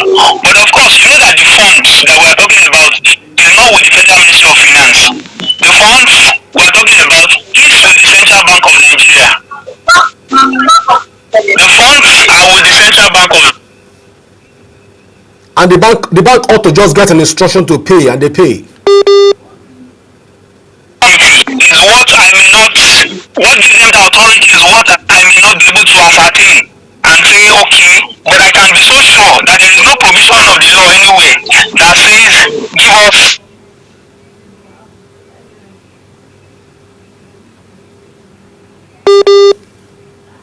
All right. Barrister. So I can just believe that that could just be procedural, a procedural requirement and not a statutory requirement anyway for them to bring 2 years financial audited reports of it's not written anywhere. At least I can be so sure of that. But then you know how it flows. It's from the Ministry of Finance and then through the CBN, because the CBN are the ones that keep the money. They are the ones in charge of the money. So probably that they are taking advantage of that. That's okay. We are in custody of the money. We cannot just release it, which for me is actually wrong. They don't have the right to do that. If the Ministry of Finance has given it to go ahead, I don't know why the CBN is just supposed to be like a store where the funds are being kept, and not to be a body that now dictates how or where or when the money should be paid. You know, that is why it's actually actionable against them. I won't blame Algon for taking that action, because Algon will be like, where do people derive this power from to say we must produce audited accounts? Where is this coming from? Who gave you the right to say that? So I actually don't blame Algon for going to court. CBN, to the best of my knowledge, don't have the right to stop funds that are meant to go to local government once it's been approved by the Ministry of Finance. Interesting. At this point, but to a very large extent, again, we know that the funds have been allocated, earmarked for states and given to states so far in the name of local government. Those funds are still getting to local government. Are they supposed to stop or halt the payment from states to local government, even by the Supreme Court judgment? Okay, well, since the judgment was delivered, we have not gotten any complaint whatsoever that local governments have not received their funds. Yes. So, with that, we can reasonably deduce or reasonably state that the funds are still being paid through the state government. If no money has been paid at all since the judgment was delivered, by now it will be all over the news that local governments are being starved. They are being starved of their food. You know, we would have been hearing it everywhere. But since we are not hearing it, it means that up until now, the state government are still being funded. Funds for local government is still going through state government. Because till now we have not heard anything. We have not heard that local governments are complaining that they have not been paid at all. And of course, for this action to go to court, funds have not been paid to the local government directly. Directly from the federation account. Yes. So as it is now, the funds are still coming in through the state government. This is very interesting. This is very interesting right now. But Barrister Balogun, just before I let you go, let Nigerians out here will want to even find out from the legal position right now of this funds coming to local governments from the state government. Is it a practice of illegality at this point, knowing fully well that the judicial is a superintending judgment in this particular matter? Can we tag that to be illegality? For me, I would call it a contempt of court. And what I would have expected to be done is that a contempt action is taken and not filing a fresh action in court. There's something we call contempt. Yeah. When court has given an order and the order is being disobeyed, you file for contempt against the person that is disobeying the order of the court. To me, that is the action that federal government would have taken, and that Algon would have taken. I don't know if Algon was a party to the initial suit, but that is the action that they would have taken instead of filing a fresh action in court to say that an order of court has been given, but the order is not being obeyed. Probably the CBN would have been more startled if there is a contempt proceedings against them instead of a fresh proceeding that will drag for another few years, then we'll go to the Court of Appeal again and then back to the same Supreme Court. This thing, a contempt action would have just been taken against the CBN because they are the ones now that are obviously disobeying the order of the court. Balogun, we'll see how this plays out in the next couple of days as the sittings will begin and also other developments will spring and will follow from the local government. I want to say thank you so much, Barrister Balogun, for being a part of Global Morning today. Thank you very much. Thank you so much. I appreciate it. All right, this is how far we go with Barrister Balogun, even on the conversation around the local government. We'll go for a short break, and when we come back, the conversation continues. Please stay with us.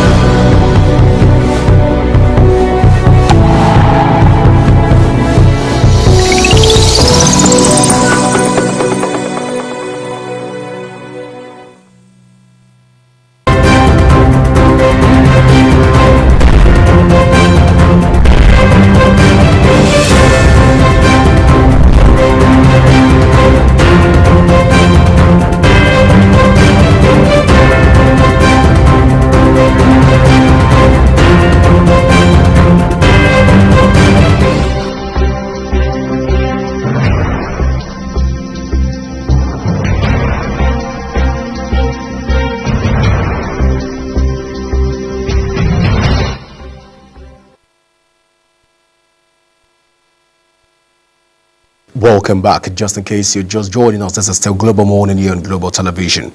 I sincerely apologize for our inability right now to bring in our second guest because our time is fast spent.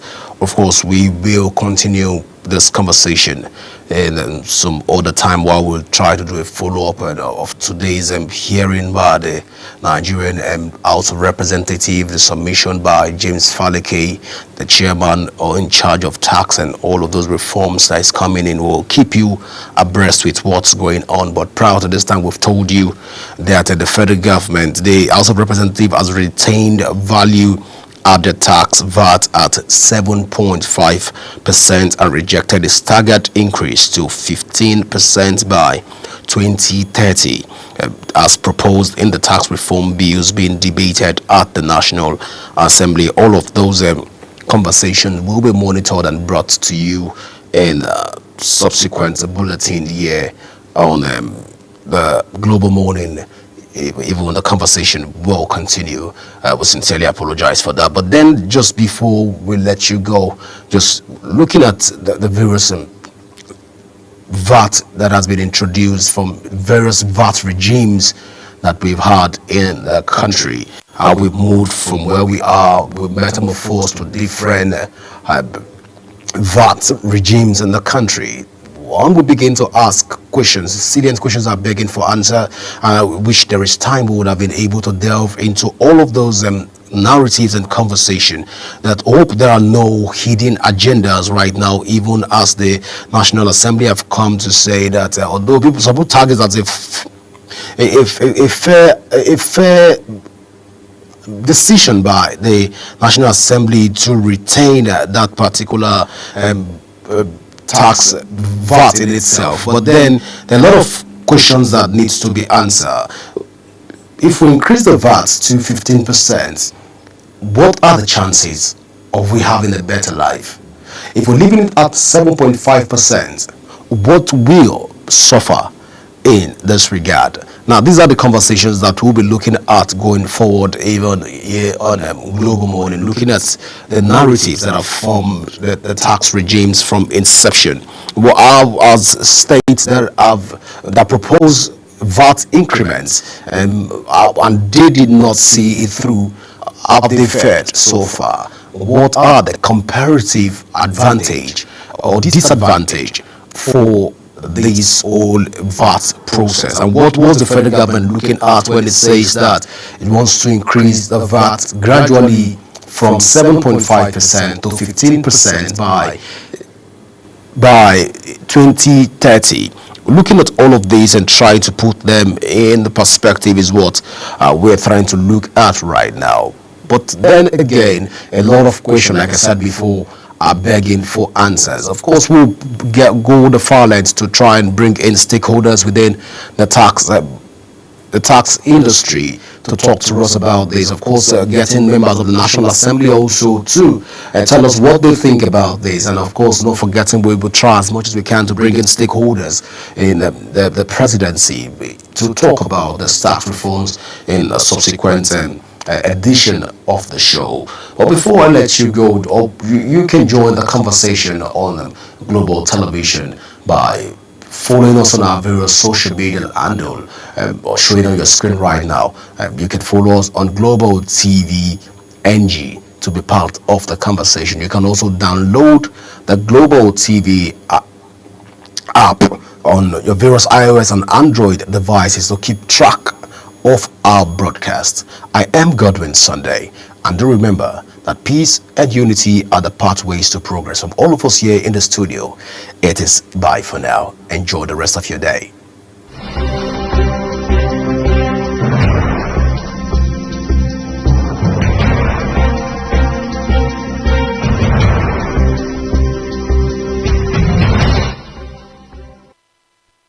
Welcome to Global Morning.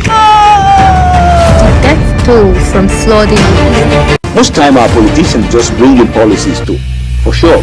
If you don't say we have several more stories. The legislature was carefully crafted to 22.2% inflation rates as of April this year. What does that say about where we are as a country? I think Nigeria has resorted to being resilient. Before you call the police station, before they even leave, they take permission from the I don't think there's really anything on ground to improve. We struggled as a strike. Minister of Education volunteered and said, give me 2 weeks. It was a life. The president never gave me any deadline.